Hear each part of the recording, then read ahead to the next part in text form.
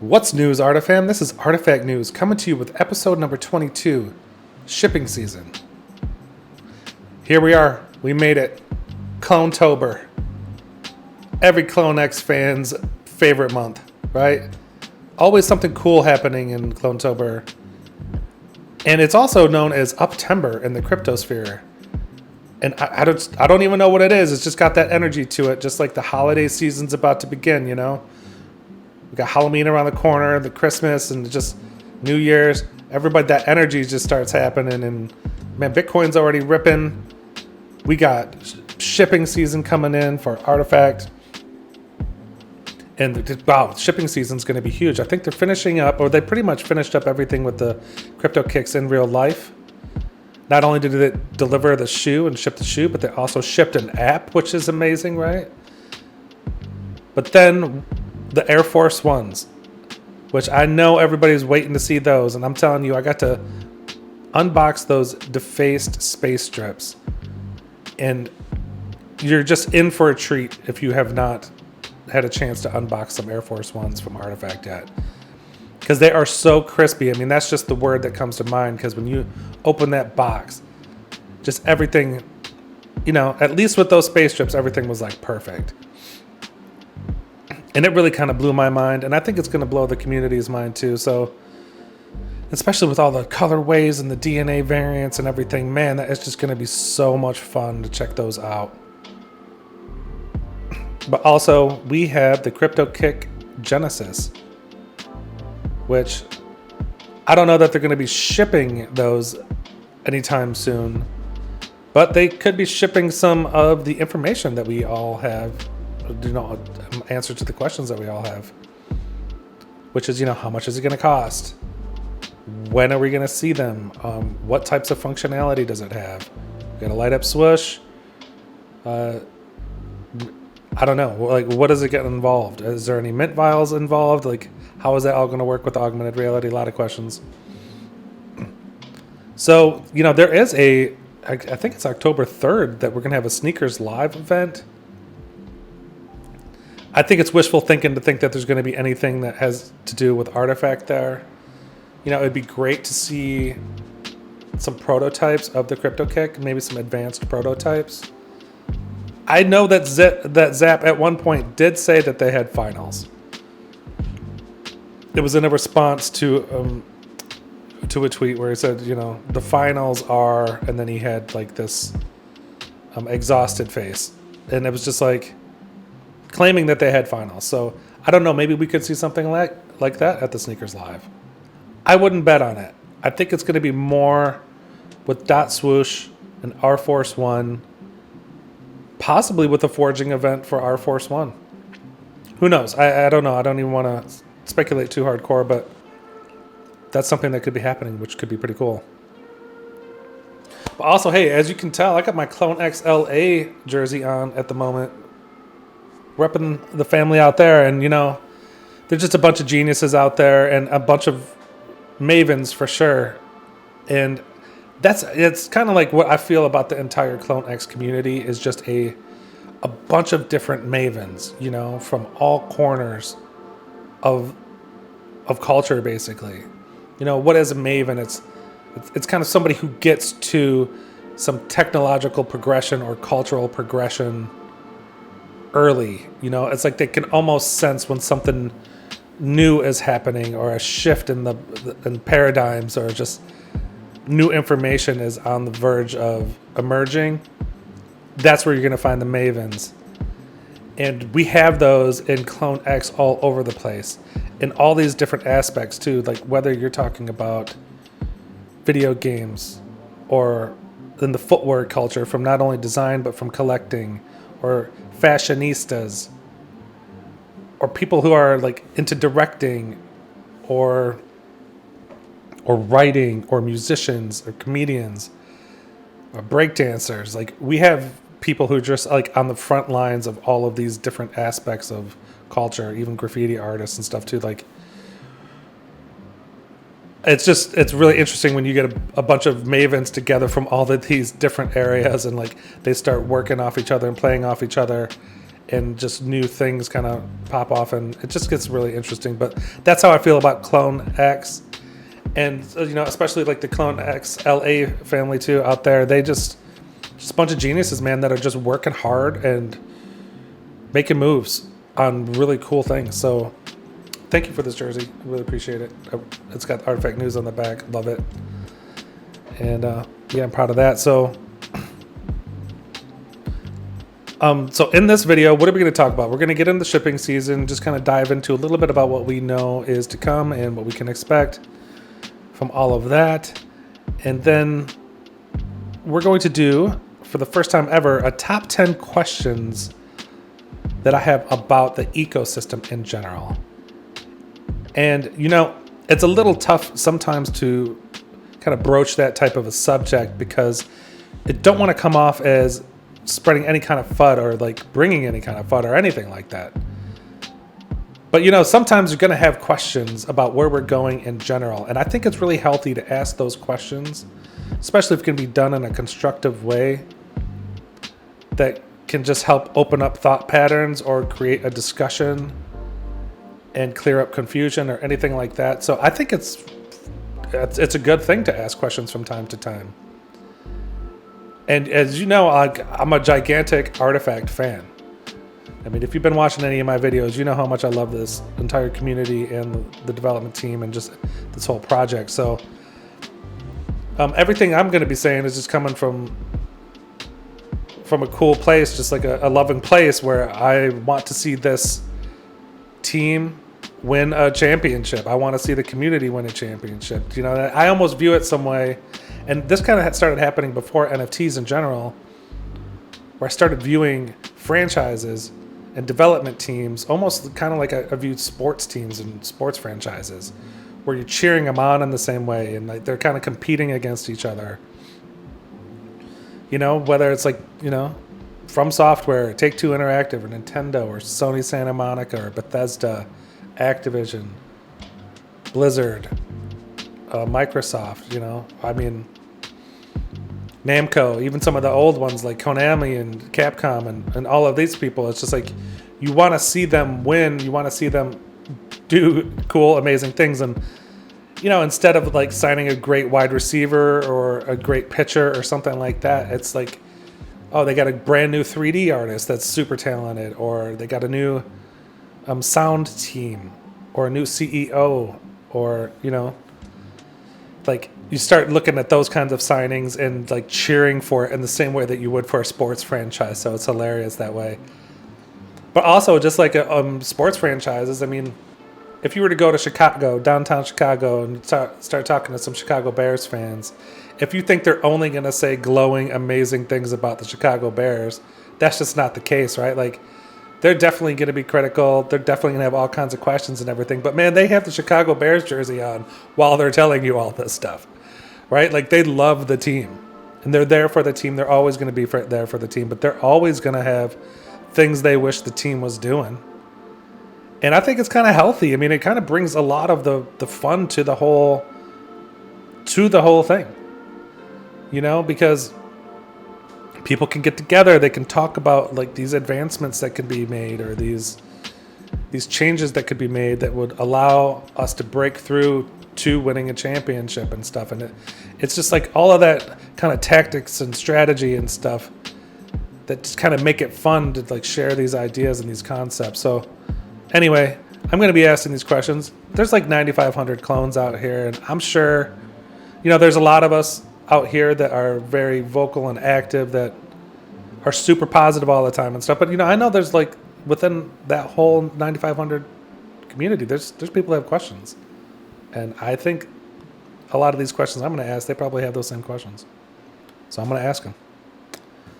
Cool. And then the next thing we're going to do is we're going to chase that with top 10 things that I'm looking forward to. You know, the top 10 of what's next. Because it's all just really exciting. And, you know, what are the things that we know that are kind of coming down the pipeline that we're most excited about? because there is just a ton of excitement about all of this stuff, you know? I mean, anything could happen at any time that changes video gaming or social. I mean, it's a little bit tough because you almost have to use the word metaverse in a way, as corny as it is, but we do need a word to describe what is happening, because it's not really just gaming and it's not really just social. You know, it is basically just like there could be entertainment or education, you know, whether even like for entertainment, it could be stand-up comedians or new sports franchises that emerge in digital ways, or musicians, you know, on top of there being like this gaming aspect and then the social aspect too. So it's basically just digital life. And that's all it is at the end of the day, right? And the crazy thing is, like, we're talking about digital life because they always say that life imitates art. No, that art imitates life. Sorry. That's the way it goes. The art imitates life. So all of these digital aspects, these computer programming, like the computer code, which in a way is art, and then all of the graphics and everything that's art. And that art is kind of replicating life as we know it. So digital life is kind of emerging here. And it's different. It's got its differences and everything, but it's got so many similarities too. And one of them is property rights. And it's just so fascinating still that I talk to gamers out there and they're still having a hard time with this idea of NFTs or digital collectibles. But the thing that's crazy about it is that means that they're having a hard time understanding property rights. And that's insane. And, you know, I started to figure out a little bit about what's happening, because some of the more notable game journalists out there are spreading this idea that NFTs are horrible and that they should be avoided. And a lot of they have influence over a lot of these gamers, which honestly is insane. And I gotta tell you, that's just not really gonna age well, because at the end of the day, they are basically convincing their constituents and the people that follow them to not care about property rights, which is wild, man. I can't even imagine being somebody who's saying to people, do not care about property rights. That, I just don't even understand that whole vibe, or how anybody could really say that to other people, because, you know, I know the WEF is out here telling us to have fun and that we're not going to own anything, but, you know, I just, like, I don't agree with any of that. Like, and I don't agree with, like, the game journalists that are telling the gaming community not to care about property rights, because, you know, what is property really? I mean, you know, we have time, and time is super scarce. You only have so much time, and you only get so much energy, right? You only get so much of either of those. And at the end of the day, money is just time plus energy, because you're going to get paid per hour, but no one's going to pay you just for your hour. They're not going to pay you just for your time. They also want you to do things during that hour. They want you to, expend your energy also. They'll give you money in trade. That is money equaling time plus energy. And then when you purchase property with that money, you're basically using your life force to get this property. And now if the rights on that property are not handled well, then you're basically just losing your life force for no reason, because some other person does not want to behave properly and honor the time that and the money, or the time and the energy that you spent to get that property. So that's kind of what some of what I see out there. The influential game journalists are kicking this idea that they should not want to own property to their communities, which I think is irresponsible, to be honest. And it's weird because digital feudalism, that's kind of where we're at. Okay, so we've lived in the physical realm for, I don't know, decades, centuries, right? We're out here living for centuries, thousands of years. Human history has evolved in the physical, and there's been kingdoms that have come and gone. But we've worked through all of that as people and how that should all operate. But digital is all brand new. Like this whole idea that you can actually have an avatar that you can own on a blockchain and it can represent you in this digital world, and that you can have digital items and everything that you own that you can transfer to other people and everything, that's all brand new. And it's almost like we have to reinvent and fight the same battles that we did back in the day. We have to do that again. And again, we have developers, okay? And honestly, if you think about it, like what was a king? A king was a developer. And what did they develop? They developed a kingdom, which is like an IP or whatever. They would name it in the whole thing, right? They had banners, they had branding, whole thing. They had a market inside of the kingdom. They had, blacksmiths and weaponsmiths.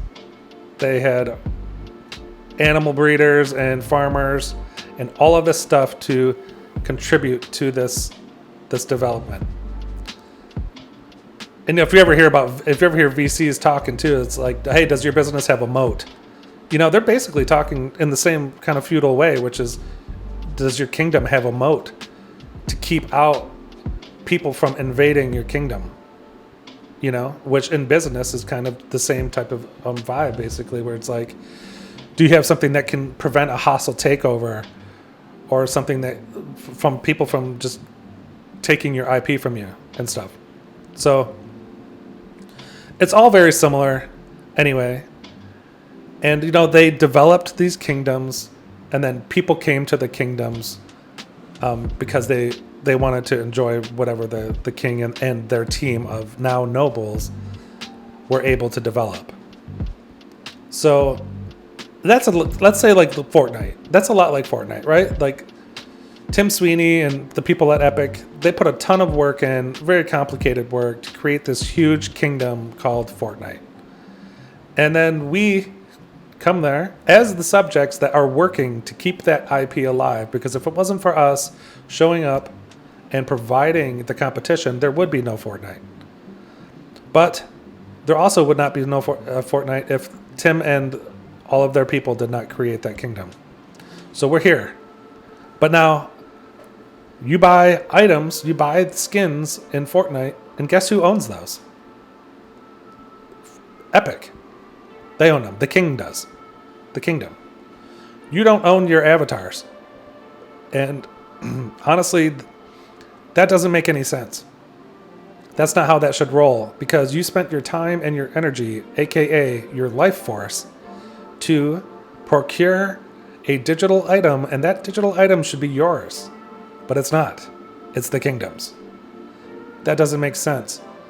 And I don't even blame necessarily Tim Sweeney or Epic or any of the developers out here that have these digital kingdoms. This is all new stuff that we're dealing with, and we're all going to have to do this together. The community and the developers, everyone's going to have to figure this out. But I can already tell you how this is going to end. Okay? Just as it did in the real world. You got two kings. One of them is going to offer actual property rights to the serfs. The other one is going to continue the old ways where they don't do that.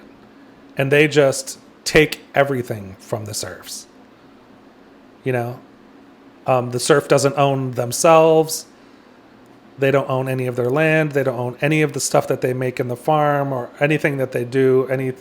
They don't own anything. The king owns all of it, right? Okay, well, then there's going to be a new kingdom that's going to emerge where they're going to allow property rights. And now if you're a serf and you can just escape the kingdom, which honestly, they don't really let you do that too easily, but like, let's say you escape and you hear about a new kingdom where the new king is allowing property rights and the serfs can actually sell and trade and do all of this stuff. Well, now that kingdom's going to grow bigger, faster, because it makes more sense. And, honestly, if you show people the incentives, you can predict the outcomes. It's going to make more sense for a person. Let's talk about gaming real quick. It's going to make more sense for a gamer to devote their time and their energy to an IP that allows proper property rights. Even from a selfish motive, the incentivization makes sense. They're going to go that way, and other developers who do not offer property rights, they're just going to fail. They're going to fail over time because the other one's going to grow faster. So they can try to distract you with the breads and the circuses and everything and the cool graphics and you love just playing with your friends, like Tim Sweeney was saying. Don't worry about owning things. It's not a big deal. You know what? The property rights are gonna win out, and somebody's gonna have an equally entertaining game as Fortnite or Call of Duty or anything, but it's gonna have property rights, and the old kingdoms are going to perish unless they update. That's just how that's gonna go. I don't even think anybody has to guess if that's how it's gonna go. It's definitely going that way. So anyway, hey, if you're still here after all that stuff, I mean, honestly, thank you anyway for just dropping by and checking out these videos. It really means a lot to me. And, if you haven't subscribed yet, please do it. It takes 2 seconds. Leave a like if you can. And also, drop a comment. I love responding to the comments. I respond to just about every comment that shows up. So, thank you again. Really appreciate it. And now let's get to the first section of this video, shipping season. Okay, let's go. All right, cool. Let's dive into the first segment of the video called shipping season. Here we go. Okay, so shipping season, right? That's exactly what you want to hear from Artifact. Because something serious is about to go down.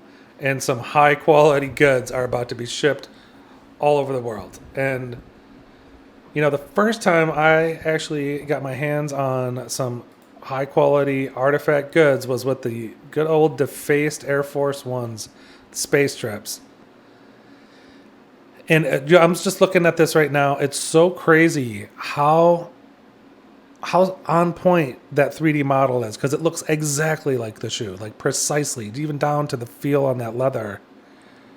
It just looks exactly like it. I can't even believe they got to pull that off. But so the first time I saw this and pulled it out of the box, I really didn't know what to expect, but the level of quality that I saw was so above and beyond what I was expecting, to be honest.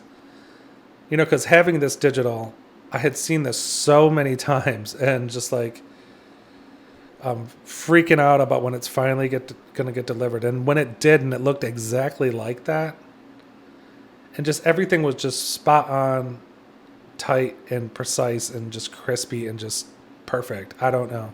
That craftsmanship is off the charts. And I think when people see the Air Force Ones, the timeline is going to be completely crazy, because we got this tweet from Artifact on September 27th that the Artifact X Nike Air Force Ones will begin shipping in October. So that was just some hype right there, right? Because it just solidified the fact that they were going to get delivered in October. And if I had to guess right now, I'd say late October. But I would not be surprised at all if that was even before mid-October. But, either way, it's going to be here soon. So that's insane. But just recently received an email that is checking for if you have any updated addresses or anything like that, which is cool that they're being proactive. They're learning from the CIRL delivery. So them asking that, oh man, that makes me think that it could actually be delivered a lot sooner than we think. But, it could be early to mid-October, but my guess is late October. But, we got this email here, or this tweet or post at this point. September 30th, so just recently. And this is coming off the shipping season tweet from Zap. And this is So we got the CIRLs that check. Those have been delivered. We got the Air Force Ones coming soon. And then we got the Dunk Forging coming soon too, huh? So those are just 3 things. And, I just wanted to quickly talk about the CIRLs because what a crazy situation this is, right? I mean, Artifact can be really proud of what happened here, I think. And look, they said they were going to do it, and they did it. And it's not easy what they did. This is the most futuristic shoe in existence in human history. I mean, this is a landmark shoe right here. And, what does it do? I mean, it lights up. It's got haptics, auto laces. It's got move to earn technology.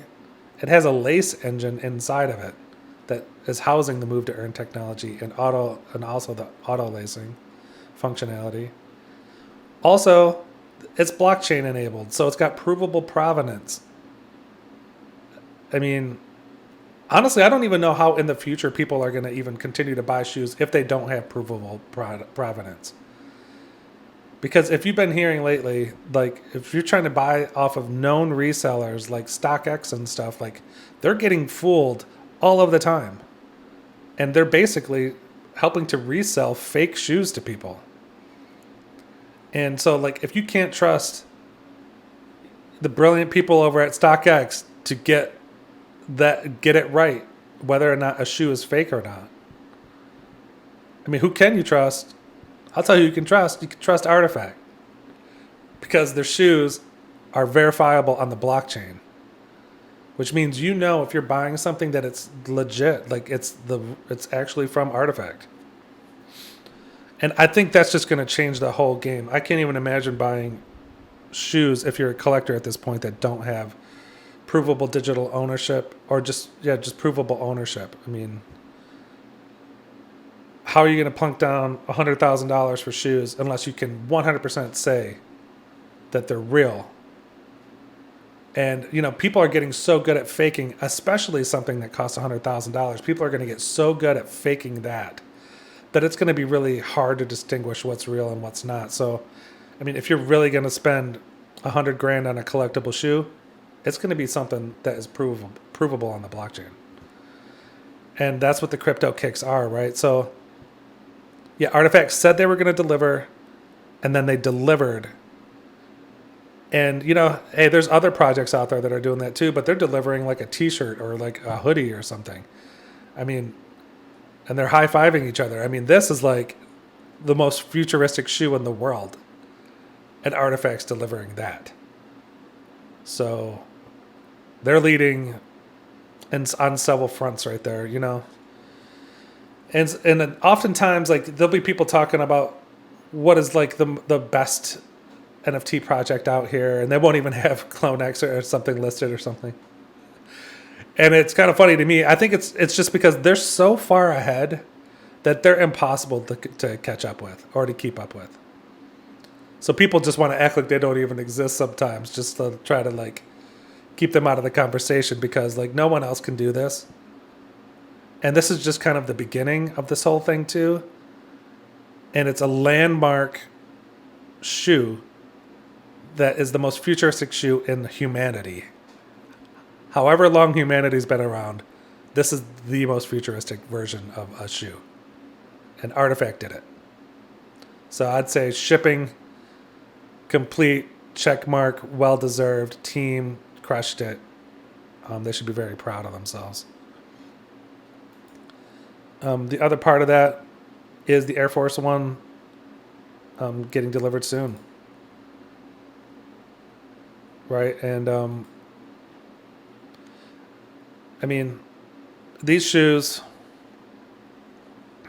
are crazy. This is like a Takashi Murakami aspect with all of these shoes too. So you have one of the most notable, most famous And I use the word prolific a lot, but like in this sense, like he is one of the most prolific painters in history. He's one of the most recognizable contemporary artists in the entire world. He's worked with Kanye West, Virgil Abloh, Billie Eilish, Pharrell Williams, Louis Vuitton. I mean, I don't even know. He's worked with just about everybody. Everybody loves him, and his artwork's insane. And this is basically like his collection, alongside like the amazing design of Chris Lee and Artifact, but like merged together, creating these insane shoes that are also blockchain enabled, so provable provenance. So you have Nike, you have Artifact, you have Takashi Murakami in super low runs, and it's provable that they are what they say they are. Like you can prove that they are from Artifact and Nike and Takashi. I mean, try doing that with a lot of other shoes out there that cost $60,000 to $150,000 or something, and can you completely tell that those are actually truthful or real? I mean, how can you even prove that? I mean, people like have to like start pulling out Polaroids and stuff and like pieces of paper that somebody else signed that says it's true, and like I don't know how people are trying to prove the old provenance of these other shoes, other than taking people's word for it. Which, when you have hundreds of thousands of dollars on the line, people's words can get a little weird, and people can start saying things that they don't necessarily mean because they're getting kickbacks or something like that, right? But you don't have to worry about that with these highly collectible shoes because they're provable on the blockchain. And, you know, like, let's say these, for instance, right here, the aliens. I mean, there's only 60 of these. There's only 60 of these in the world. I mean, between LA and New York, there might be more sneaker shops. There might be more than 60 sneaker shops. Just between those two states, never mind the whole world. So, like, you will be lucky, honestly, in your life if you ever see one of these. Because you're probably not going to see them in any sneaker shops. And, you know, anybody who collects them is probably just going to be stashing them away. So, like, I'll be lucky to see these too. I mean, that's a really crazy low run number right there. It's a Takashi Murakami flavored shoe. And now, like, here's, you know, one with his iconic artwork here. And 167 pairs of these. They're provable on the blockchain, and they're getting shipped this month, October. There's only 167 of those. Again, talking globally, from Europe to the east to the west. How many shoe stores are there? How many shoe collectors are there? There's only 167 of these, and you can prove that they are what is intended, right? You can prove it. I don't know. I don't even know what we're talking about here. These things are going to be outlandishly collectible. These are some of my favorites right here. The reptiles, but yeah, there's only, 399 pairs of those. And judging by what they looked like, there was SneakerCon recently where we had a lot of like Artifact members out there talking to people. I think it was Vega Genesis that was like delivering like the info. I believe it was to Offset or somebody. And you just had like a lot of sneakerheads all at SneakerCon that were kind of learning for the first time what was going on with this whole Artifact thing. And again, this is kind of coming back to like what we talked about at the beginning of the video, property rights. Like when people make forgeries, they're messing with your property rights. Like they're messing with time and energy and your life force. Because if you're spending your time and your energy in the form of a piece of money and you're purchasing a shoe for $50,000 and people are claiming that it's the right shoe, but it's not the right shoe, well, there goes a lot of your life force that just got sucked away into some weird scam, right?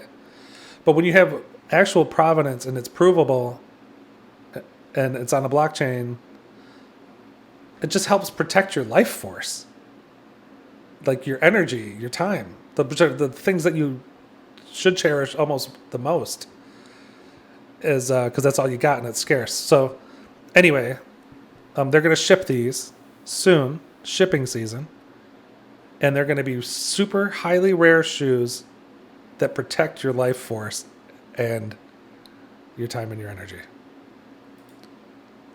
So I think that's a huge deal. But then what do we got? Then the dunks. The forging is coming soon. So, yeah, the Cryptokicks Genesis and the Forge, it's going to be here soon. And, you know, we have a sneakers live coming October 3rd, which I believe is Tuesday, October 3rd. Now, the sneakers live, you know, I think it's probably just going to be a dot swoosh Air Force One situation where they're going to tell you some new information about what's going on with dot swoosh and the Air Force One collection. Maybe like, are they going to talk about some possible forging aspects of Air Force One? Are they going to talk about some new badges and some new like things that you can earn and you know, possibly where it's going and stuff? Yeah, I think that's what's happening. Could there possibly be a chance that we see a final or a near complete prototype of the Cryptokicks Genesis during that Sneakers Live event? Yeah, I think you could say it's possible. Would I bet on that? No, I don't want to bet on that at all. But I also would just not be shocked if we see something like that. Because we have seen on a Sneakers Live event before that Zap brought out the prototypes for the Air Force Ones. You know, kind of get people fired up for the forging event. And, you know, these are forging soon. And we got this Sneakers Live event that's kind of being hyped up a little bit. So, like, possibly they want to get, you know, some of that hype rolling and get people, like, kind of fired up about this, man. And, like, wow. It's going to be huge because who knows? I feel like this is going to be, they're going to be AR focused. Right, and that's a lot of the speculation at this point that these are going to be AR focused. But like, is the swoosh going to light up? I don't know. We're going to get into a little bit more of this later in the video and some things I'm looking forward to next. But yeah, shipping season is here, and Artifact is just delivering. And I think you got to say, hats off to the whole team for sure. You know, Hondro. And I know there's a lot of other people in the trenches just trying to make sure that that all gets delivered properly, which that's not easy, like handling all of these different concerns. You know, you got international concerns with customs and stuff like that, but then you just have people changing addresses. And Hondro was just crushing it, handling customer service through the DMs and X, and just doing a great job handling all of that. But you know, you got to take your hats off too to Zap to just orchestrating all of this and getting all of this like together and shipped out. I mean, it's so cool. Like, I'm real proud of all of them because, you know, you said you were going to do something and then you did it. And that's just going to equate to some really cool momentum. You know, like they did it with the space trips. Said they're going to do it, delivered, killed it. Amazing. Said they were going to do it with the clothing. Boom, delivered all of that. Said they were going to do it with the Cryptokicks in real life. Most futuristic shoe in the world. Boom, delivered. Now, Air Force Ones, those are delivering soon too. Then we're going to have the Cryptokicks in real life. Or I mean the Cryptokicks Genesis, just like they're delivering. I mean, are there some delays here and there? Sure. But whatever, man. No one else is delivering anything like this. So, hats off to the whole crew. Congratulations. Mega proud of everything you guys did. I think you should be super proud too. And I'm looking forward to everything you guys ship in the future. Super fired up. So shipping season's live. And now we're going to dive into this next little bit more controversial section here. The top 10 questions I have. But it's coming from a loving place. You know how I do it. So let's dive into that. All right, here we go. Okay, cool. So let's do the top 10 questions I have with the ecosystem. And now remember, this isn't FUD or anything, and this is all coming from a loving place. And you got to know, too, that these are just questions, and it's not even necessarily negativity at all. It's just questions that I have. So that's it. And I'm just trying to provide like a more balanced approach to the reporting that I'm doing, because, you know, I'm always talking about how positive I am with everything about the ecosystem. But, you know, we can also improve, right? And there's just some, I think asking some of the tough questions sometimes is a way to improve. So that's all I'm trying to do here. And so let's jump in, and we'll start with number 10, the Monolith X. Okay. Now, it's not that Monolith X is a problem. It's actually a solution, okay? So this probably shouldn't be called Monolith X. This should be called the Monolith. But the main question is, there was a problem with the reveal of the Monolith 2, okay? And what was the problem? It didn't meet or match expectations at all with what the community was thinking. Okay, so let's just start at the beginning. You had the Monolith, which was great. There was like all kinds of quests. The community came together around these quests. And then the first Monolith, it revealed, and it was, shocking, awesome reveal where we got to see the Cryptokicks Genesis. And we also got to see the skin vials. These amazing vials, you know, like it was a random drop of a vial, of a DNA vial out of the Monolith. So you could get it anywhere, any one of the 8 DNAs, right? So it was a huge deal. So you had this cool, like, kind of lottery element to it, but also you got the sweet Cryptokicks Genesis. But not only that, and the most like innovative part of it was that you got a new Monolith, which all of a sudden it's just like those Russian nesting doll type situations. But they're digital, so it's like a new perpetual reveal technology where every time you open up a Monolith, there's going to be a new Monolith inside of it. So that's what everybody was thinking, okay? Like, so if you're wondering what the community was thinking, they're thinking, oh, this new Monolith 2, let's see. So the first one was a skin vial, a piece of apparel, like a piece of footwear, and another Monolith. So I'm bet you out of Monolith 2, it's going to be a new skin vial, maybe from the, then like a type skin vial, you know, that highlights the types in the Clone X ecosystem. And then maybe a different piece of apparel, maybe a jacket, maybe a hat, maybe pants or something, or just a new, instead of Crypto Dunk, maybe the Crypto Jordans or something, right? And then a new Monolith. That's what everybody was thinking. It seemed like that was just a home run, an easy home run to hit right there. But instead, it was, when the reveal came, it was a lace engine and no new Monolith. There's no Monolith, which means, most crucially, that the Monolith ecosystem, the whole innovative idea of the perpetual reveal technology, it was done. Like after the first, you know, the second Monolith, it was done. When many of us was wondering, like, is this going to stretch on for as long as Clone X is around? They're going to keep doing these every year, like a new reveal? But no, that lace engine meant that it was done.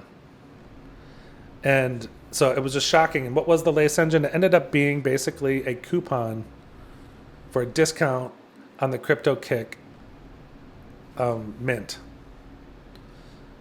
So now, like, why was everybody super mad? I mean, well, you had different people mad for different reasons. Because there were some people that were purchasing those monoliths at thousands of dollars. I don't even know, but between like $3,000 and $10,000, or even more than that, right? Because there was a time when I think the monoliths were trading for like 8 or to 10 ETH or something. And that's when ETH was like $3,000 or something like that. They were expensive. I don't have all those numbers right there, so don't quote me.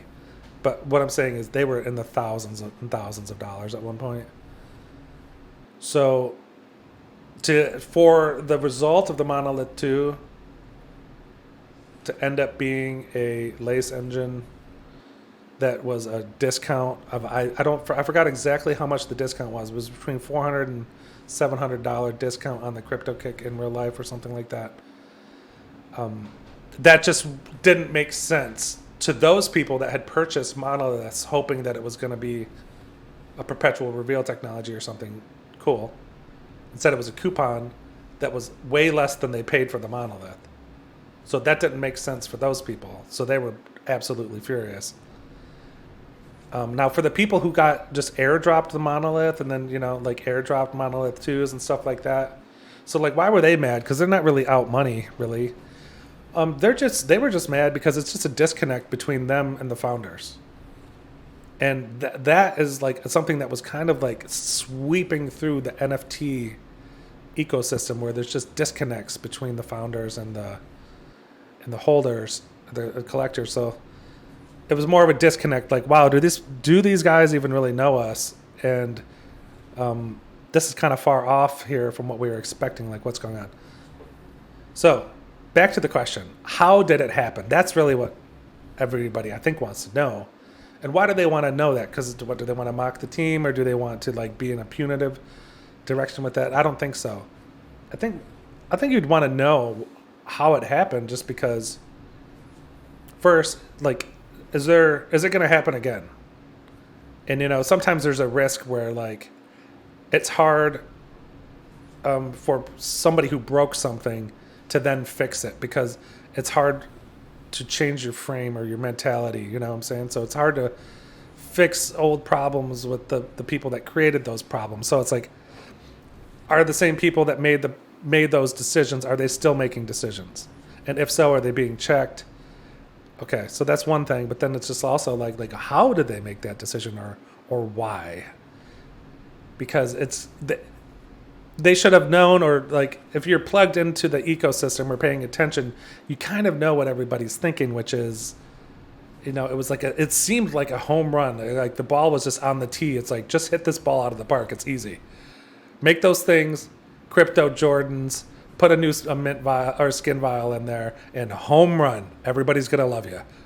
But they did the exact opposite, with the lace engine. So why would you do that? Why would you risk the whole ecosystem to do something like that? I guess that's the question. Like, how did that happen?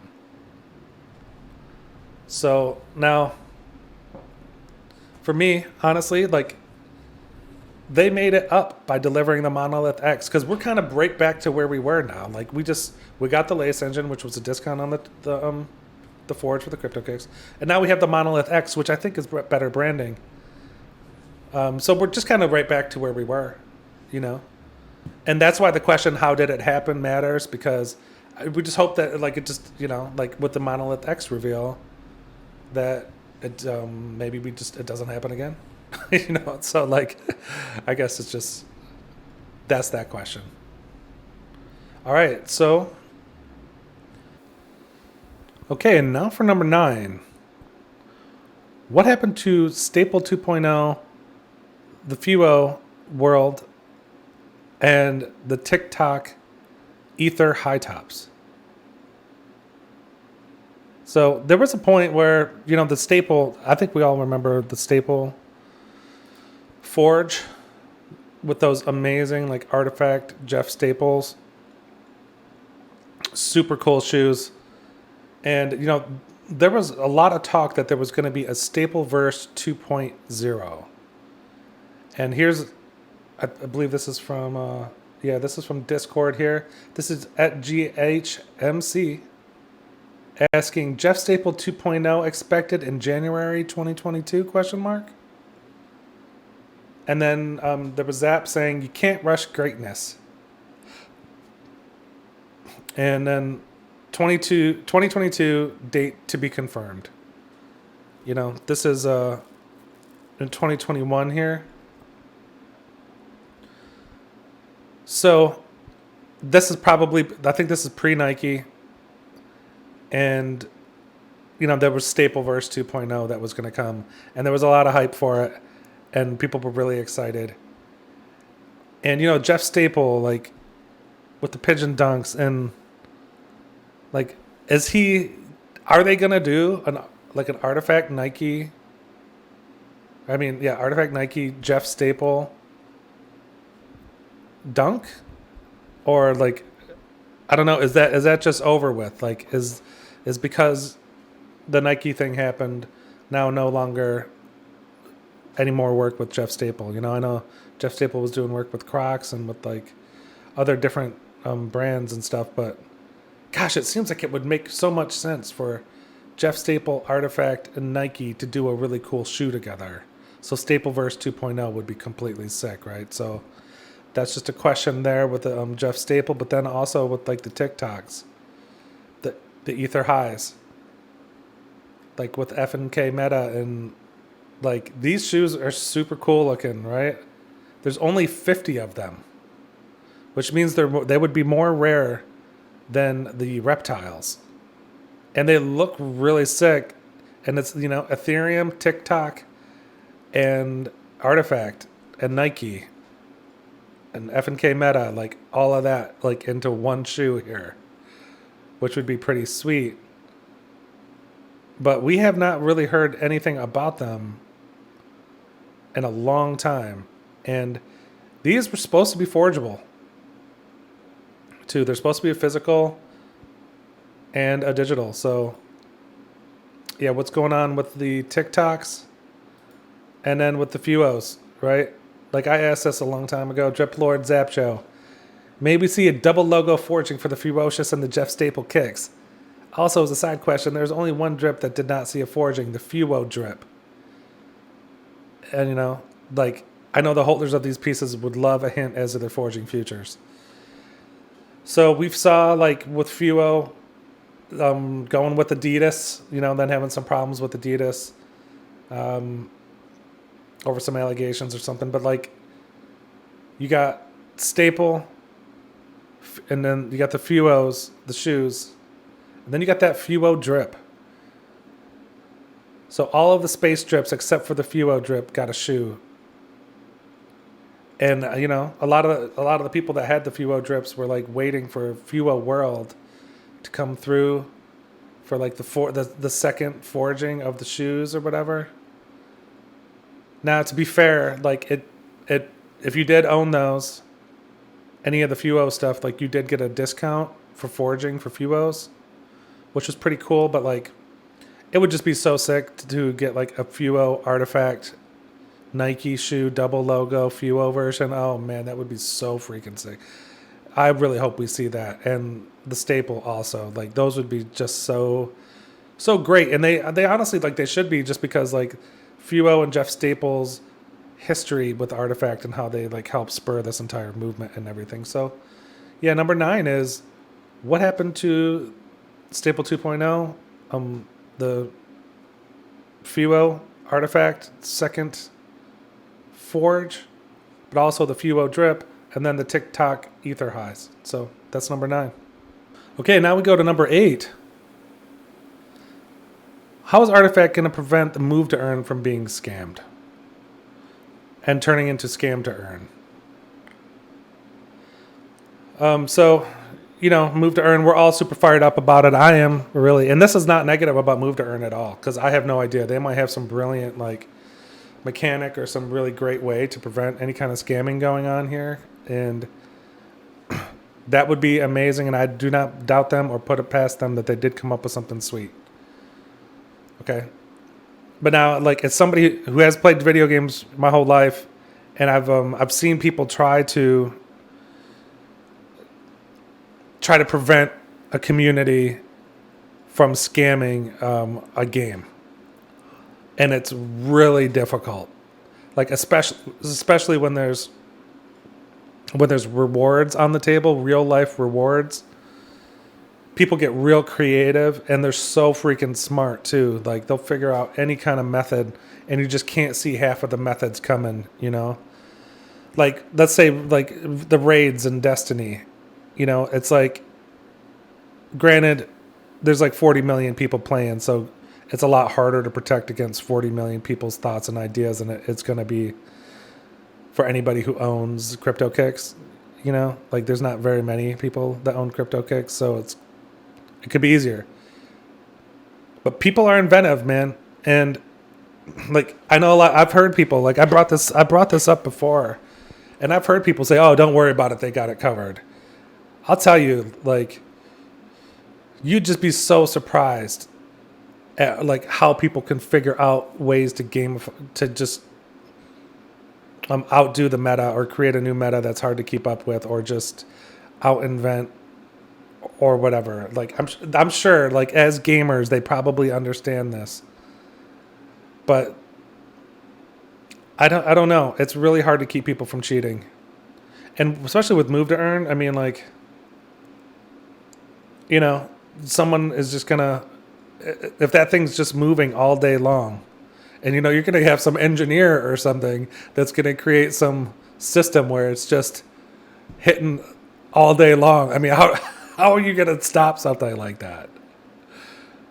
Yeah, they might have some really cool technique, or maybe it's not gonna matter so much. Like maybe it's not like, oh, you climb the leaderboard and you get like some really sick 1-of-1 thing, you know, like shoe or something that makes everybody freak out and want it.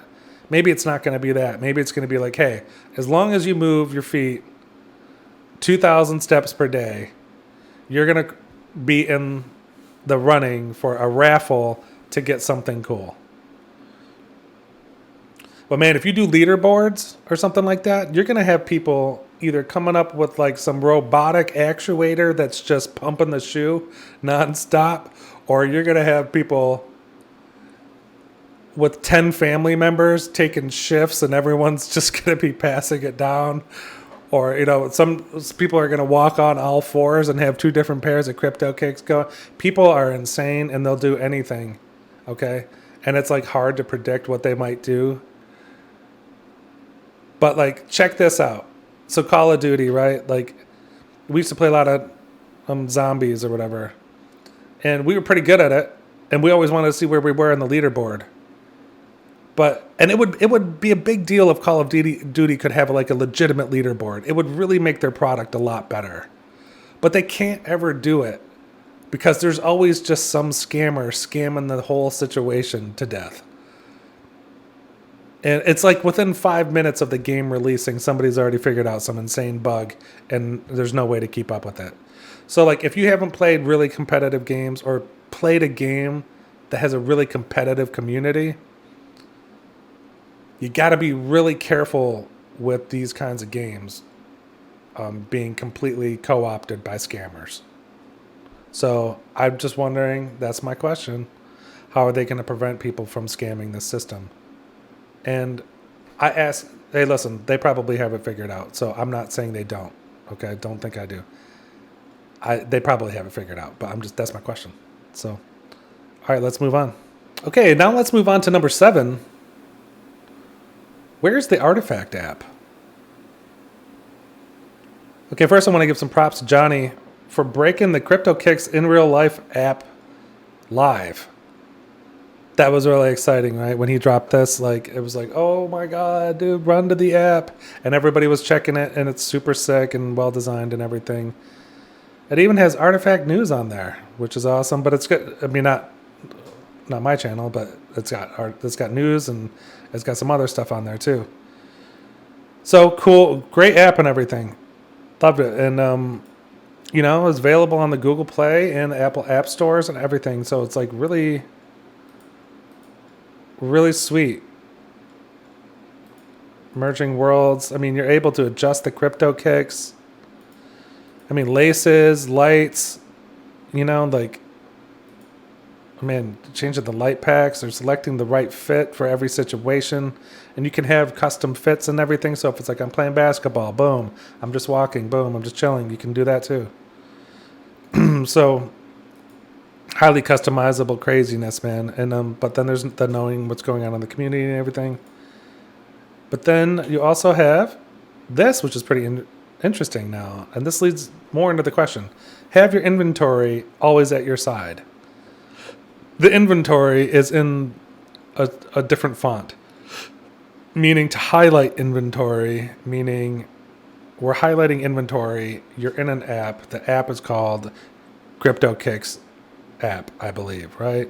Let's make sure. Yeah, the Cryptokicks in real life. Okay, so my question is, why not just do an artifact app that covers the whole ecosystem? And then within that app, you have a tab that is Cryptokicks in real life ecosystem. Click that tab, boom, takes you to Cryptokicks. Inventory. Click inventory, go into that tab. But it all stemming from the artifact app. So I'm wondering why they went Cryptokicks in real life app. Because it doesn't seem like it totally adds up for me. But maybe in the future they're going to create an artifact app and then bring these in. I mean, Sam, I asked him some questions a while back, and I was asking, like, is inventory going to be part of something else, or is it going to be a standalone app? And he said it was going to be a standalone app. So is this app going to be renamed Inventory? Is this the Inventory app? Or is this the Cryptokicks in real life app, and then there's going to be an Inventory app also? But that just begs the question, why not just do an artifact app in general and then have those be sub-segments of an artifact app? It'd be pretty cool. It'd be cooler, I think, than managing a few different apps that have... I think it would be cooler if it was just an artifact app. I'm just wondering why they opted not to do that. Maybe somebody else already had artifacts app, so they couldn't name it that or something. Because to have a Cryptokicks in real life app, and then within inside that it has like news and stuff about artifact. It has artifact news, but the app is called Cryptokicks in real life app. I don't know. There was just some like cohesion situations there, and I was just wondering. I thought it was a question that I had in general. All right, so let's move on. Okay, now it's time for number 6. Where is the marketplace? And I guess also you could just say, what is the marketplace? But like, where is the marketplace also? So that's 2022 is what it said on the website, on the Artifact website. I believe that's still actually on the Artifact website.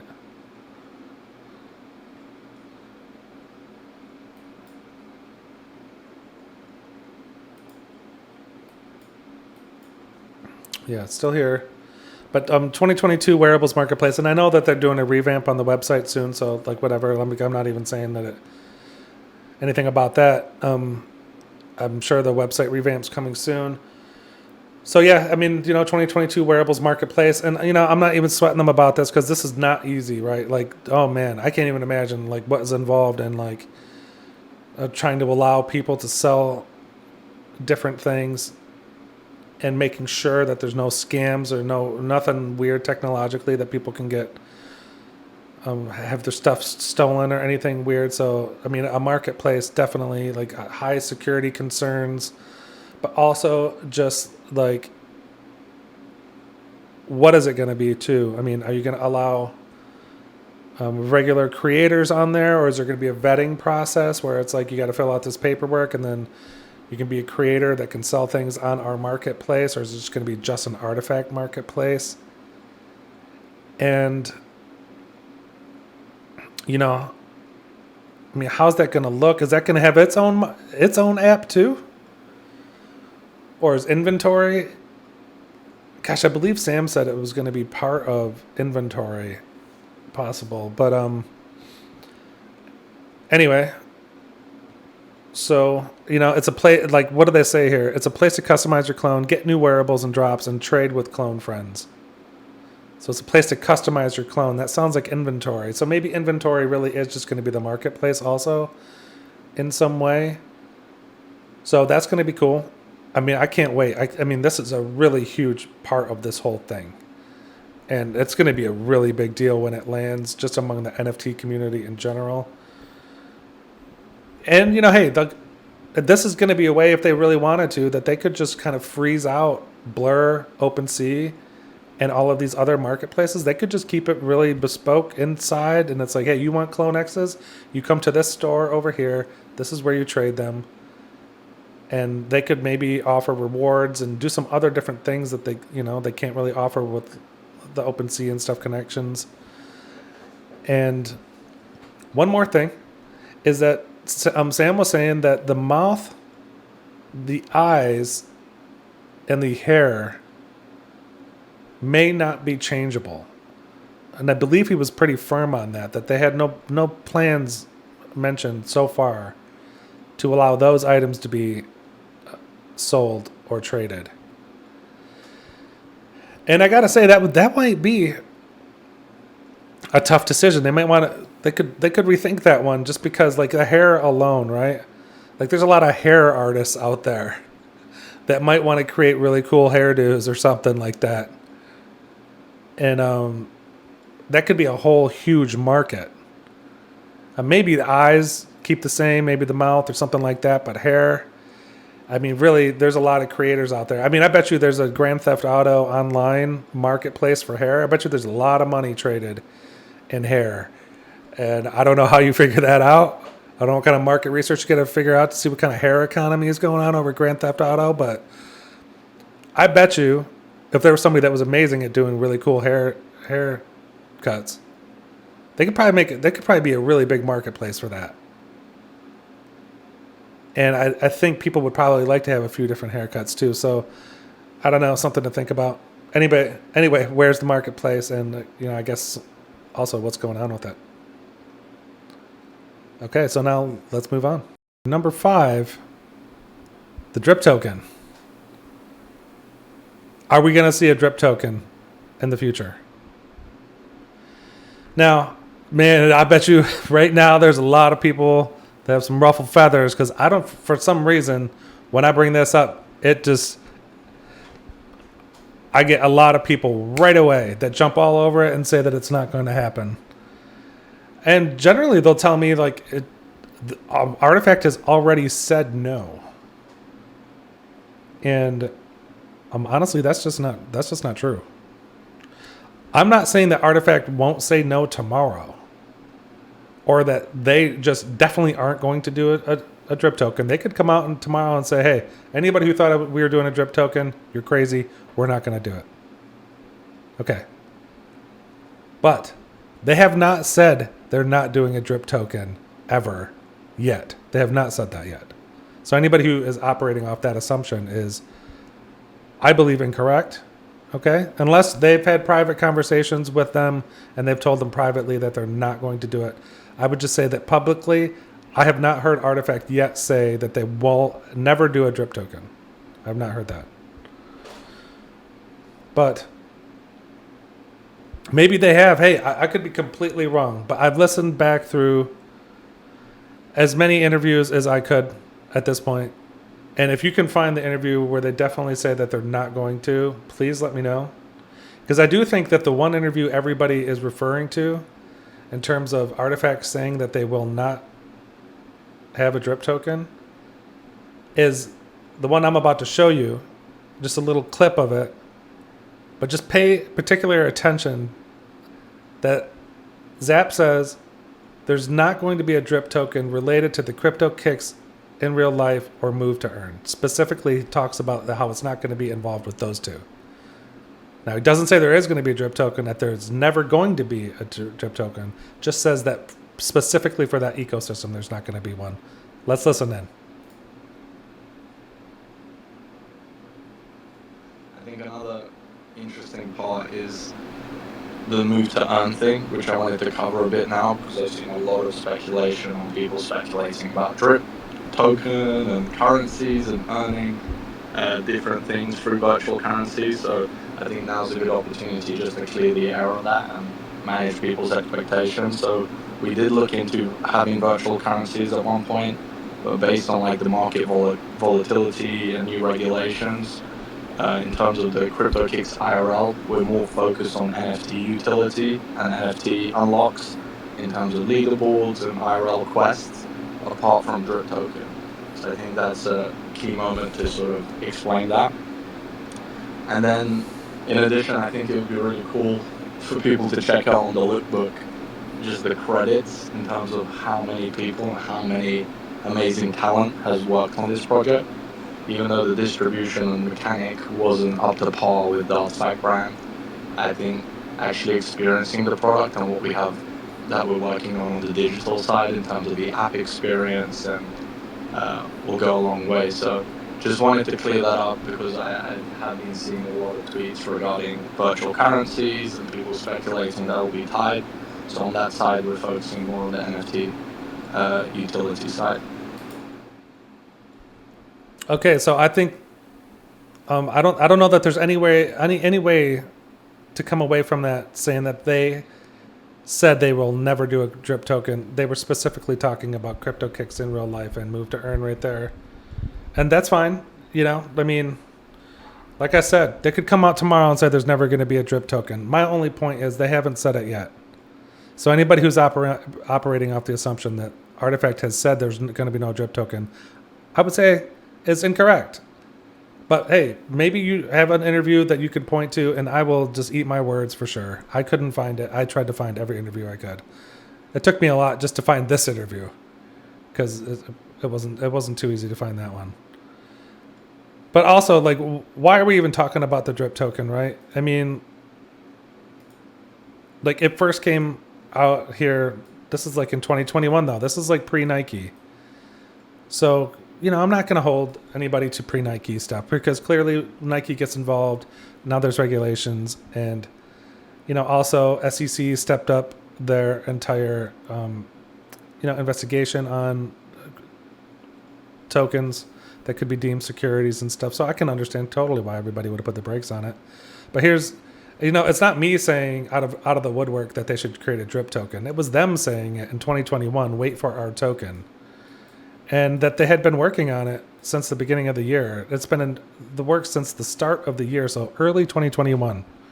We're 2023 now. Okay, so, 2-3 years of thoughtfulness anyway, of thinking about it. But also there was hints. This was Benoit talking about drip here, but he's just talking. This is not him saying that there's going to be a drip token or anything like that. That's just him saying, hey, this would be a cool name if we were to do a token. It could be called Drip, because Domain is saying when token, and he calls out the founders. Riddler had said, hey, so what will the token be called? Nike or Clone or something else? And then Ben hit him with this Drip, which was a great name for it. So, like, why do I always talk about doing this Drip token and stuff? I think there's no doubt that it would be a huge deal for our community. Okay. Now,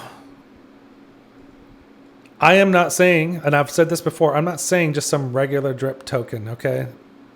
I'm saying that Nike has some of the best lawyers in the business. They have lawyers that are familiar with the SEC.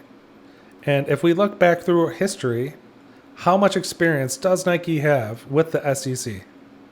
Well, 1980, they issued 2 million shares of Class B common stock on December 2nd for initial public offering. 1980 to 2023, that's 43 years worth of experience with the SEC. Security and Exchange Commission, which means they know not only how to manage a security, but they know how to release a security. They know how to report on a security. They know how to keep it in the legal framework and keep in good standing with the SEC. Okay, so to bench the lawyers and to not pursue that gigantic angle, because there is no other NFT, I believe, other than Adidas, alts by Adidas or something. But there aren't very many, maybe 2 or 3, that have this kind of advantage, where you have lawyers who have 43 years worth of Security and Exchange Community or Security and Exchange Commission experience. Like I said before, like to bench them literally is like benching Michael Jordan in the 7th game of the playoffs. Like, you can win this game, hands down. You release a SEC regulated drip token. And, you know, honestly, like, because they understand the SEC so well, you know, the Nike stock is also, it has a dividend, which is, you know, a way of having staking in a way. So, I mean, you could have a Clone X, and just by holding your Clone X, you could be receiving a dividend in the terms of drip.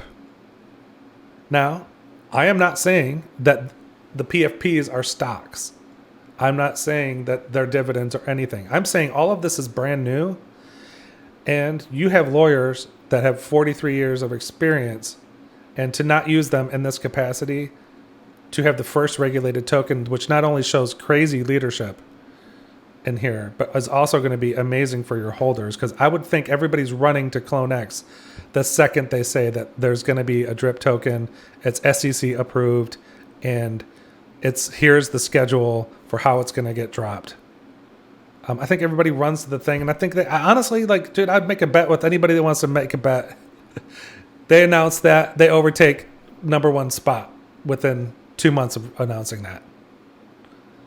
And why does that matter? I don't know. I mean, royalties, like does Nike care? Like, if all of a sudden there's a ton of volume for the PFPs, people are running here, trading left and right, royalties are flying left and right. And not only are they flying left and right, they're not flying at 1.31. They're flying at, I don't know, whatever. I mean, Bored Ape Yacht Club is what, 20 to 30 right now? I mean, I think this overtakes Bored Ape Yacht Club if they do have a regulated drip token. That's my personal opinion.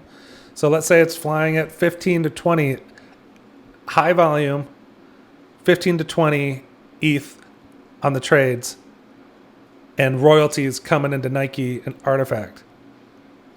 Okay, so, you know, that's just revenue that allows you to build higher and faster and smarter, which gives you a competitive advantage. It helps make sure that your project stays alive, and it allows you to innovate in a bunch of different ways because you can afford to grow your team or have better research and development, pour money into research and development. I mean, there's so many reasons why you would want your collection to be trading at a higher price, especially for royalties to come in so you can build better. But it's better for your community. It's just better in 100 different ways, and you have the lawyers to do it. So not even pursuing that, I would say, is not exactly a competitive or strategic thing to do. I think the most strategic thing to do is to pursue it. So that's just my 2 cents on drip token again. And I just wanted to clear up that I think the one interview that everybody's pointing to, hey, maybe there's another one where Benoit's like, we're never doing a drip token. Okay, there could be that interview out there. But I listened to a lot of the Farouk interviews. I listened to some of the spaces. I didn't hear them say that, and I think this is the one that everybody points to. And Zap doesn't say there's never going to be a drip token. He just says it's not going to be with Cryptokicks in real life. So that's number 5. Now, moving on. Number 4. Will we see God tier? What is God tier? Well, this is kind of like a meme at this point within the Clone X community. And it all stemmed from this tweet right here, where Benoit was doing one of his famous AMAs on May 27th, 2022. And Makusu says, how important will clones be in the grand scheme of the artifact ecosystem? Tier 1? Question mark. Benoit responds with God tier. Boom. That's a big one, right? Everybody was freaking out and just like high-fiving each other left and right because it was like, oh yeah, we're about to be God tier. This is going to be amazing. But now, like, the one funny part about this is, like, I don't think anybody even knows what that means. You know? It was just like, it was a cool thing for Benoit to say, which got everybody fired up. But like, everybody was just like high-fiving each other. But like, I don't think anybody totally even knew what it meant or why they were so excited. It just sounded really sweet.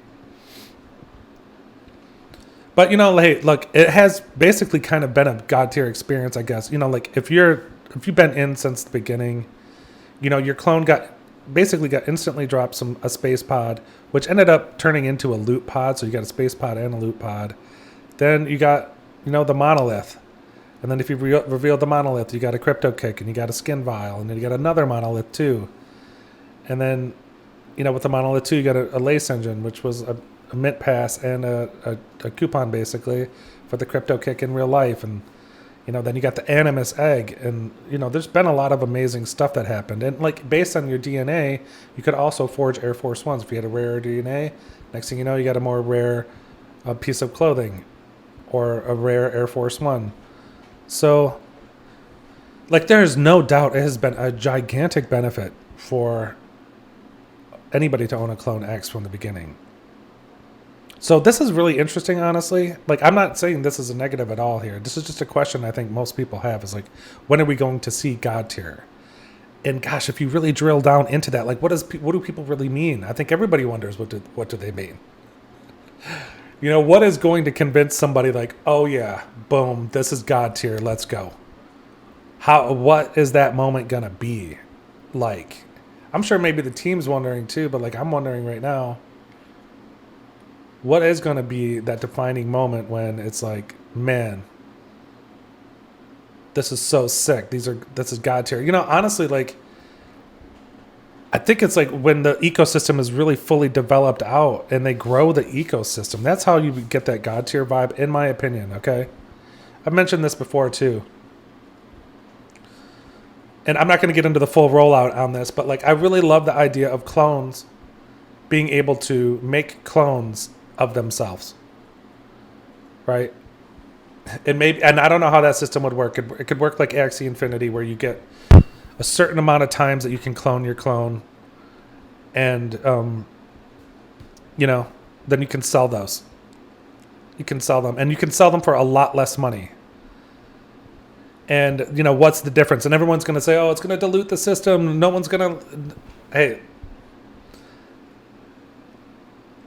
where is Artifact going with this? And we're going to talk about that a little bit later. But like, how big do you want this thing to be?